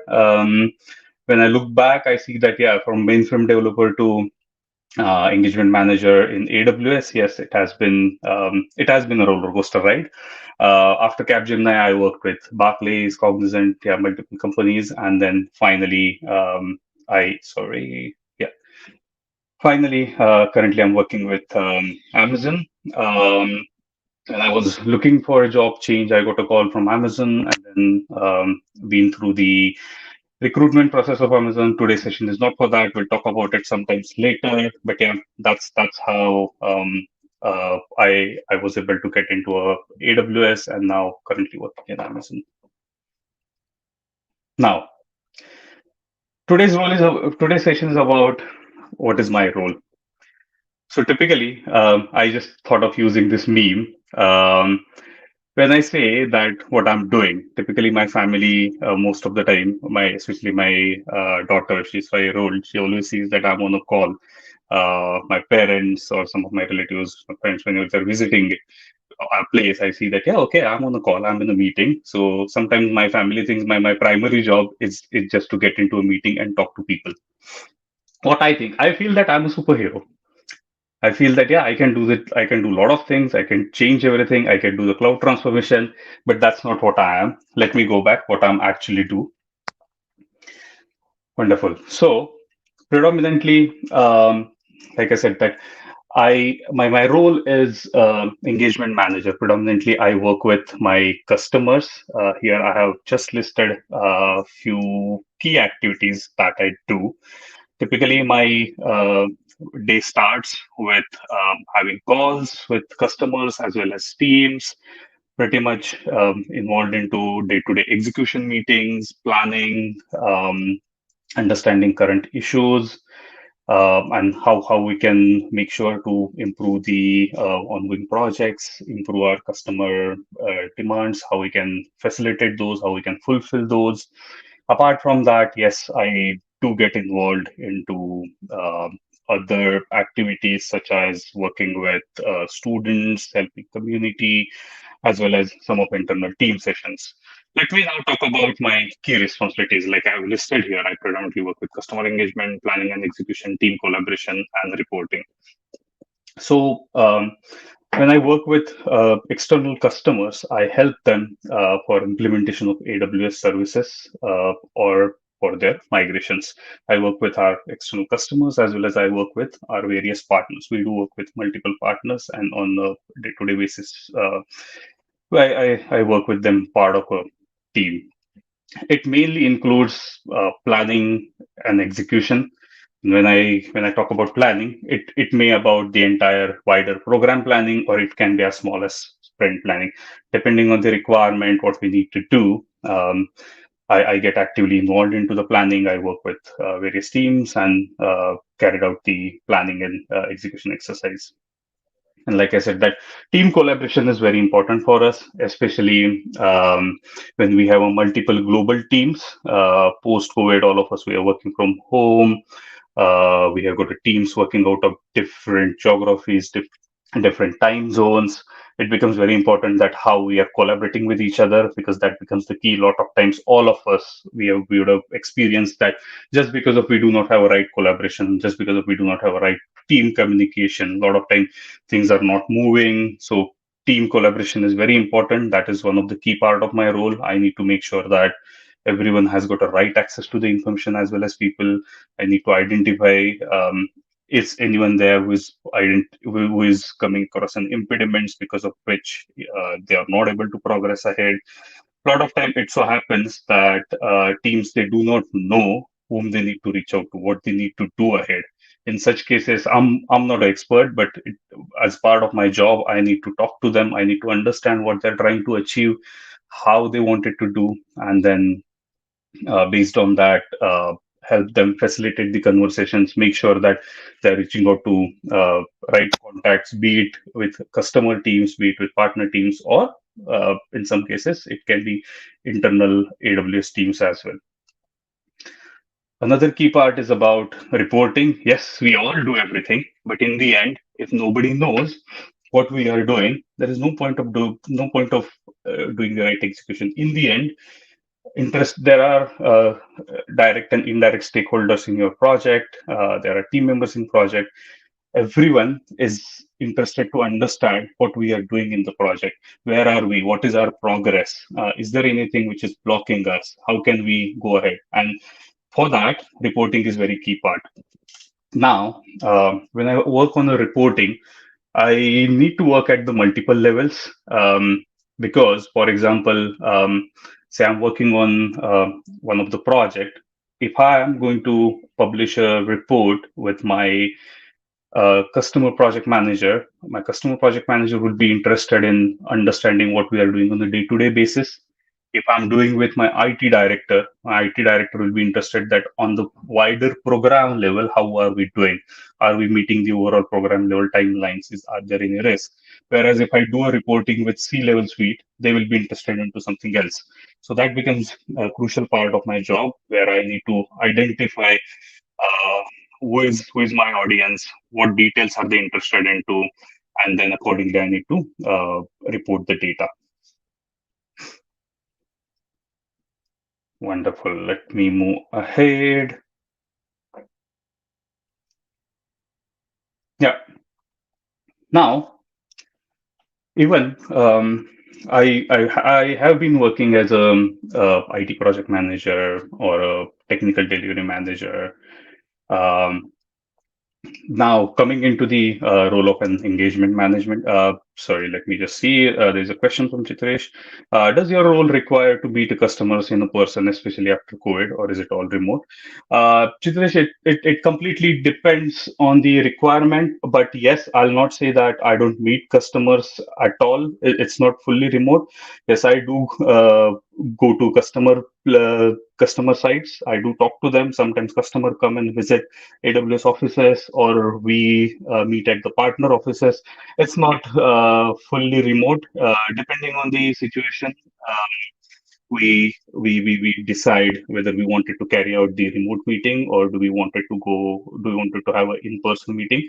Honestly, personally, I like to. It's again purely my personal interest. I like to do the I like to do the hybrid. I like to go with the hybrid model. So I do like to meet people face to face.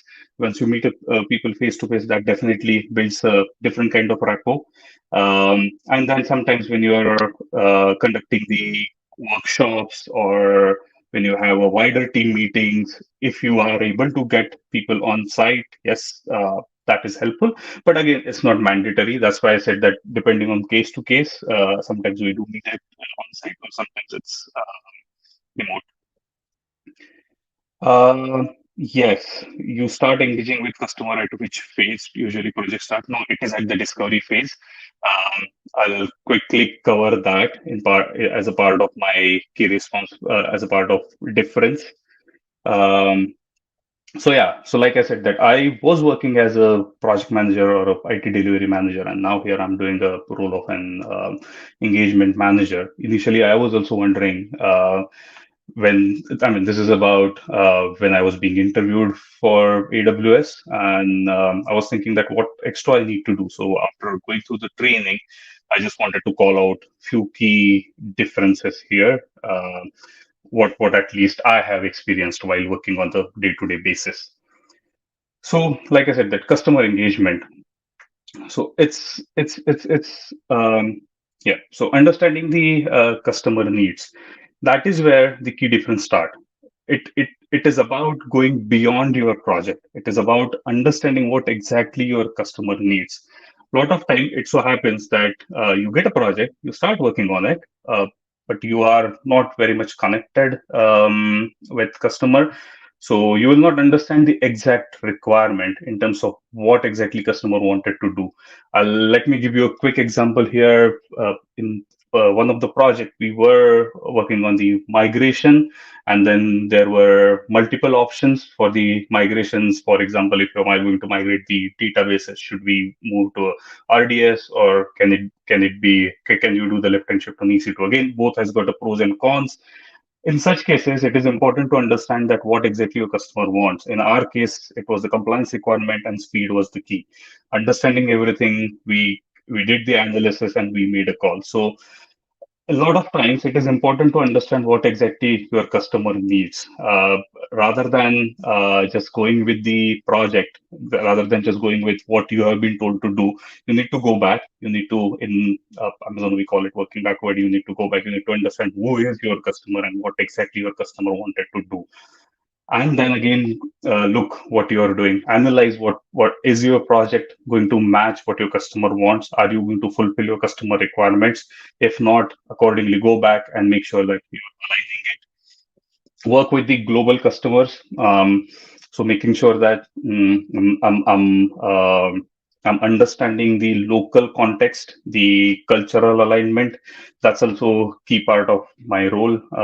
Like I said, that having the strong relationship, my role does not end with the project. It goes beyond, like I said, that goes beyond the project. So I keep working with customers. For multiple projects. That is where having that strong relationship is very important. And to build the strong relationship, you have to earn the trust. You need to make sure that customer trust you, and you have got a regular communication with your customer. Sorry, let me just take a minute here. Let me go through the questions. Okay, difference between engagement manager and TAM role. Yes, there is a difference. TAM mainly works with, again, TAM and customer engagement manager both are customer facing roles. However, engagement manager works predominantly on the implementation. TAM takes care of the day-to-day operational support. Engagement managers managing select few account. Yes, it is quite possible. Work with multiple accounts, but again, depending on size, as a one person, I can only do limited things. Cannot do though I think I'm a superhero, but honestly, I'm not. So I have my limitations. I can only take care of certain things. So again, if I have got two small projects, I can work on multiple accounts. But if it is one massive project, then it becomes only single customer. Yes, sorry, transforming your journey from technical track around to AWS to managing people. How is that journey, and did it require you to have a certain degree in people management? Yeah, very good question. Not really. I do not have a degree in people management. It happened in one of my previous organizations. It was an organic move. Like I said, that I started my career as a mainframe developer. So I moved from mainframe developer to mainframe project lead, and I started working as a mainframe delivery manager, working on the mainframe projects. And after that, I got an opportunity to work on one of the Azure project. Um, I was looking for some other opportunities, and I found that there's an opportunity to work on the Azure project. And luckily, that team had got some time where I can spend some time in learning the Azure skills. So I started working there, and then finally I moved here. Um, I do not have that degree, but I feel that you need to keep looking, you need to keep learning from your role. Make sure that you're not repeating the same mistakes, and that's how it is helping me. Um, so engagement manager is like an account manager. No, not 100%. Account manager's role ends. Sorry, account manager does not get into the day-to-day project deliverables. That is why this difference comes. As an engagement manager, I work on the day-to-day project deliverables. Account manager will not work on the project deliverables. Um, what level of technical knowledge do you need to be a successful? Yes, AWS is a technical company, so you need to understand, you need to know, you need to have some kind of technical knowledge, not that you're not doing a role of a solution architect. So you don't need to you don't need the expert level of knowledge, but at least you should understand what your team is talking about, and you should be able to translate the technical requirements into non-technical language with your customers. Assume that your customer does not know, so does not understand the technical. In such cases, if you are able to understand what your technical team is saying, and then if you are able to explain it into the non-technical language with your customer, yes, you will be successful. That's very important. Then again, like I said, the AWS is a technical company, so most of the time, your team they are very much at the expert level of technical knowledge. So when you are having a call with them, when you are having your daily stand-ups or planning meetings, at least you need to understand what they are discussing. So yes, you need some level of technical knowledge. Um how to transit yourself from a technical to engagement manager, specifically during interviews. It's hard to convince recruiters or hiring manager. Uh, yes, you need some kind of effort for that. Maybe we can take that as a feedback, and I can come back with very clear data points. I feel that yeah, it's quite a vast topic. It will at least need 15-20 minutes to talk about. So in the interest of time, I'll just move ahead. Is the cloud strategy advisory pre-sales or part of engagement manager role? Not as such, but on a day-to-day basis, sometimes we need to do that. It's not that it is not exactly part of a role. There are other teams who do that, but when you're working on the project and when your customer comes and asks about other AWS services or other offerings, then yes, in a way you do that. Okay, going back to the differences. So, like I said, that yeah, you need to think about going beyond the day-to-day project deliverables as well. You need to understand that what is your customer's long-term roadmap. Your current project, is it in line with it? If not, what you need to do, you need to understand what are going to be the impacts across multiple aspects of your current system. For example, cost, quality, maintenance, scaling, end users. I would specifically like to call out end users becomes very key part here.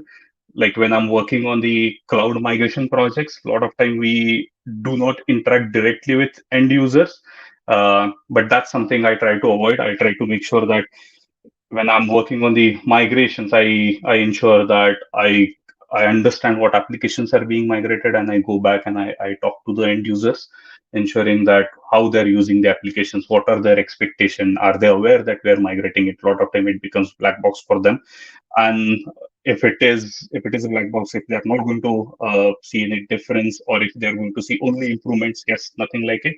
But at the same time, it becomes that yeah, I go beyond my project deliverables. One small example I can tell you that we got a request about providing certain data. The request that our team got was purely about providing the data. We got a request, yeah, we need this 3 4 5 fields, and can you extract, and can we get that data?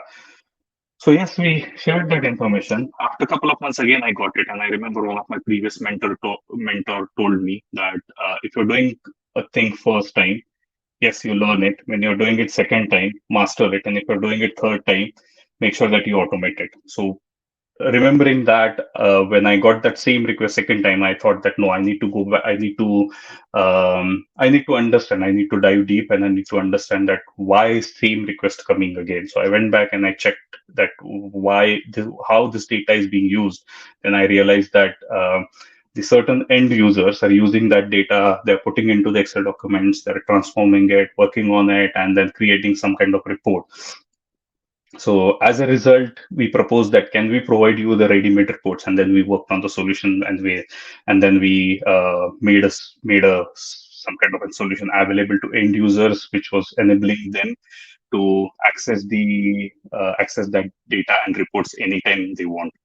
So yeah, that's where you need to go beyond the day-to-day project deliverables, and need to make sure that you understand the exact customer needs. That's kind of some of the key differences um, on the day-to-day project management activities against the engagement management.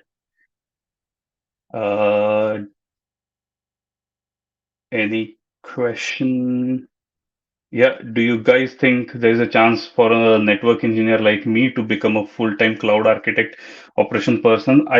Yes, I totally believe yes, it is possible.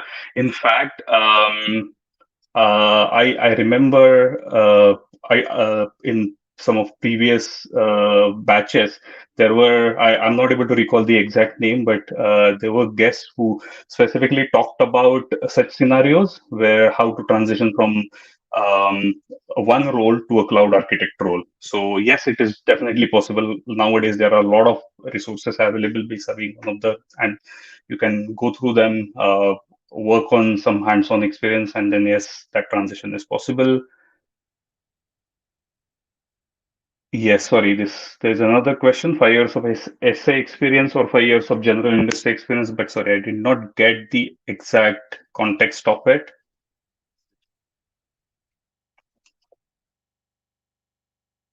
Vijit, that is fine. Like we are responding those questions in chat Okay, as much as we can, so you could keep on focusing on no it. If problem. there is a question which is very specific to you, I would put it on the screen and then probably you could answer it. But otherwise, you could continue with your information. Yeah. Now, I have one more question. Like, at what stage of customer journey an engagement manager is engaged? So I am a new customer to AWS. Would I directly talk to you, or would I not be directly talking to you initially? No, you usually would not talk to me directly. If it is part of a existing relationship, then it does happen.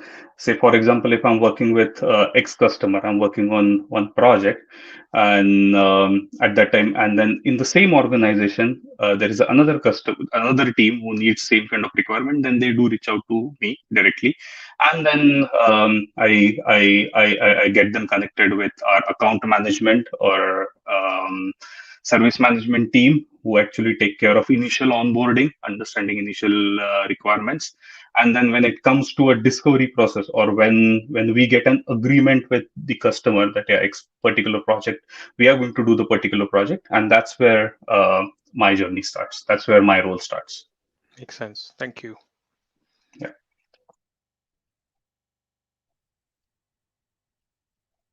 Okay, now yes, we talked about what I do on a day-to-day basis. I just thought I'll just put 3 or 4 things which are actually helping me to do my job better. Uh, on a everyday basis, I try to improve myself. So I've just listed down 3 or 4 things that I make sure that I'm following that. So like I said, that rule of 5 for 3 days. What is it? So you have a 5 days of week when you're working. I make sure that I talk to my team on everyday basis. Not that I'll talk to my entire team on every day. Yes, it is quite possible that I may not be able to talk to everyone on every day, but I make sure that I have some kind of contact with my team on an everyday basis because my I strongly feel that your success is dependent on your team. If your team is happy, if your team is motivated, yes, you can deliver the projects. So that's where I make sure that yes, I'm in touch with my team on a regular basis. At least in a week, at least for 4 days, if not for Friday, but at least for 4 days, I talk to my customer, and same as my team, not to everyone in my customer, but um, at least like for example, some of the customer team members, I do interact with them for 4 days. I specifically make an effort to talk to them for 4 days, and remaining and for 3 days I make sure that yes, I'm talking to my internal leadership team for other activities. For example, if there are other any trainings that we need to do, or sometimes there are other proposals going on, sometimes there are other initiatives going on. I make sure that yes, I'm talking to them for 3 days. So that's my rule of 5 for 3 days. But essence is that you identify what are your stakeholders whom you need to interact on a frequent basis, and accordingly plan your schedule. So for you, it may change. It is quite possible that you may not need to talk to your customer on a 4 days basis. It's enough to talk to them for 2 days. But yeah, you identify uh, what is your customer requirement, what is your team's requirement, how much time you need to spend with your internal leadership or for other activities, and accordingly plan your schedule.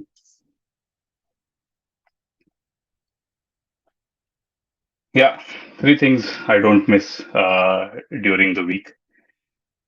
This is again another thing I learned over the years from experience, that your bias for action is very important. You need to take an action. You can do a lot of plans. You can put a lot of things together. I'll share my personal experience. So few years back, I was very much interested in doing a lot of things. I used to start a lot of trainings. If I show my Udemy, you will see there are a lot of trainings that I've started, but I have not finished. It so used to happen even in my personal life. I was reading 3 or 4 books at a time, and in the end, I realized I haven't finished even a single book for say like 3 months or 6 months. Only one thing I was very good in doing multitasking was Netflix series. At a time, I was watching 4 or 5 Netflix series, and I was finishing them in within like 2 or 3 weeks. So yeah, that's when I realized that yes, it is good to do a plan. It's good to start a lot of things, but at the same time, you need to finish them. You need to have some kind of action.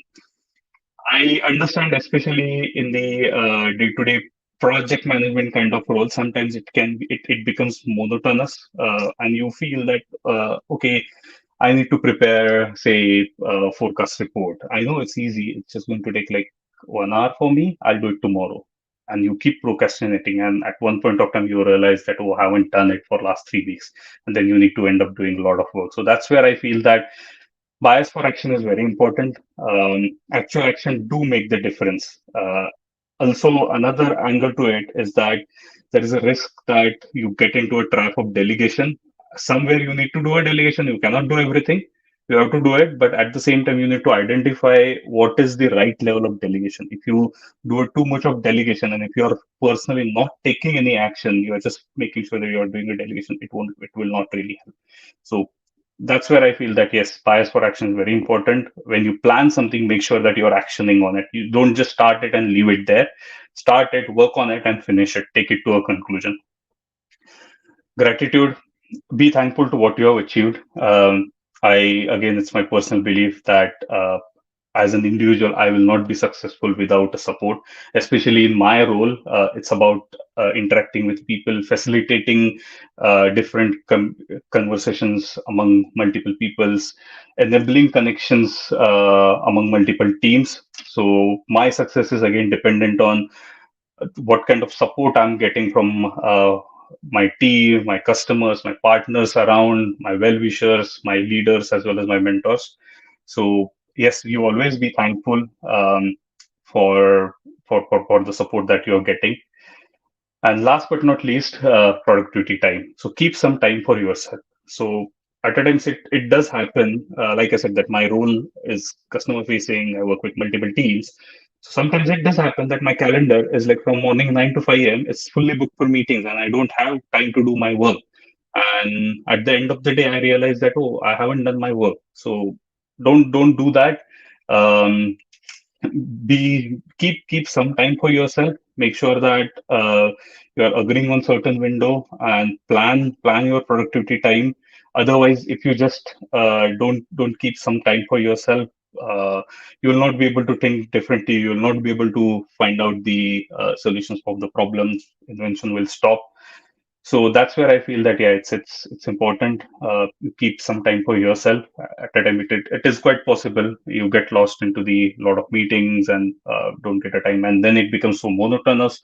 It so happened that, like I said, that you are starting a lot of things, but it's not finishing, and then you keep thinking about why I'm not able to take certain things to a conclusion. That's where your productivity time really helps you. Wonderful. This is another important topic I thought I'll cover. So I talked about my roles and some of my experiences, what things have really helped me. But at the same time, this is one very key aspect which I'm still trying to improve. I'll not say that I'm expert or I'm doing really good in it. I'm still trying to improve it. Especially gone are those days where you have one skill and then you can just focus on that skill and then you can survive for your entire career. That's not happening nowadays. We see that world is changing. A lot of new technology offerings are coming, so you always have to keep learning. You always need to you always need to keep yourself updated with what's coming into the market, what can be the future after say 3 years or 5 years, and accordingly make sure that yes, you align yourself. So learning and professional development really helps. So I personally like to do a certifications, and I don't do a certifications uh, to basically to get a job or basically to get an highlighted. uh, Personally, I feel that when you're doing a certification, for an example, let me just take security. We are now doing a security track. So let me talk about security certifications. If you take a goal of doing a AWS security certification, you have certain goals. Accordingly, you will put a plan. You know what you need to do, what you need to learn to clear that particular certification, and then accordingly you will learn. You will learn about security stream. And personally, if I don't keep any goal like a certification, I'll not. I fail to put a lot of focus into it. I can't really do trainings just because of without any end goals, and that is where certifications are really helping me. I try to identify.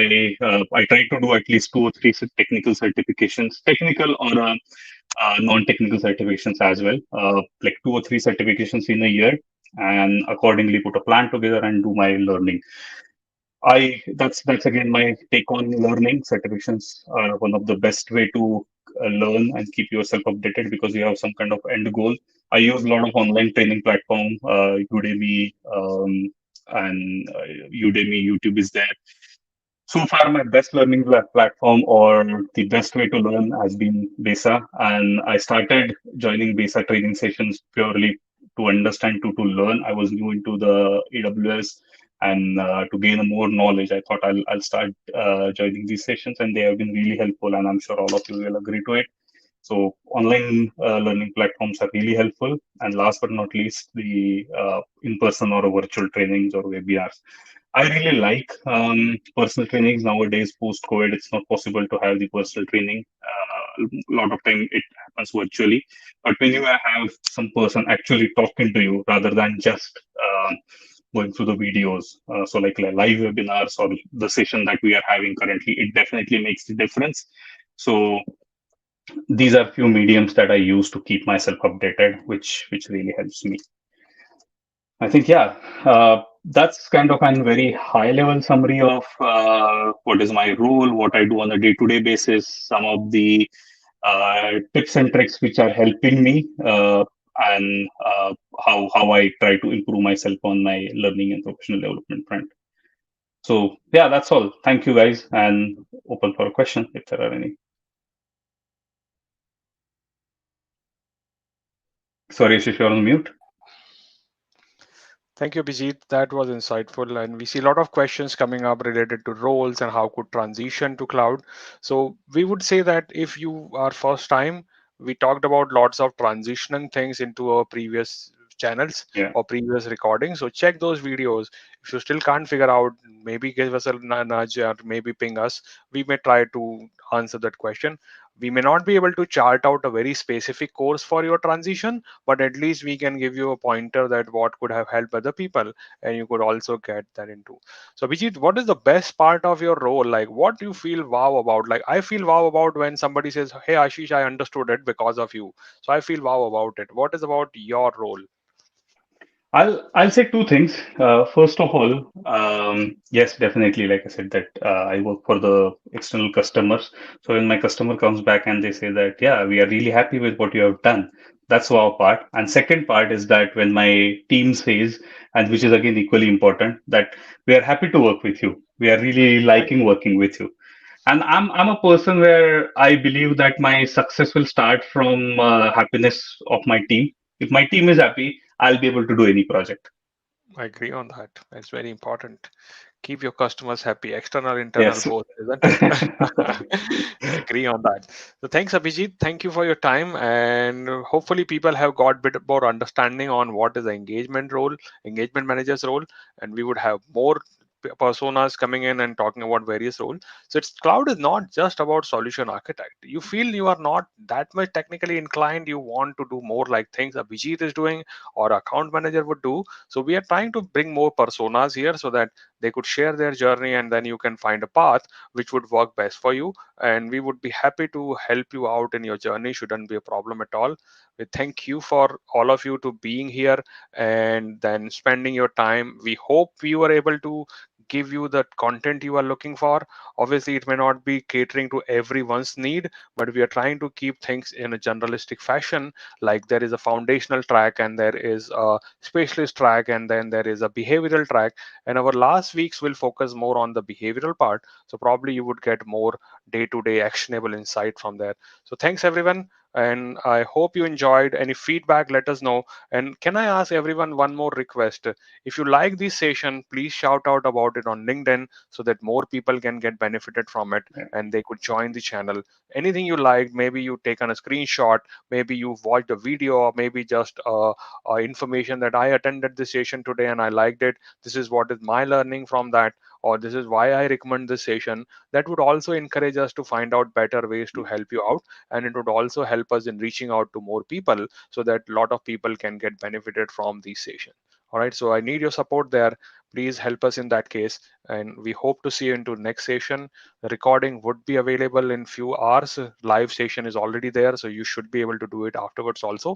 So hopefully we should be meeting next week, and we will be discussing more interesting things as you move forward with your journey. All the best. Have a good weekend. Thank you, Purna, for answering all that sea of question which were coming in, and really appreciate that help. Probably we would have more people coming next time, and we would be able to answer more questions as we move forward. Thanks, everyone. Have a good day. Have a good weekend. Thank you, Abhijeet. Thank you.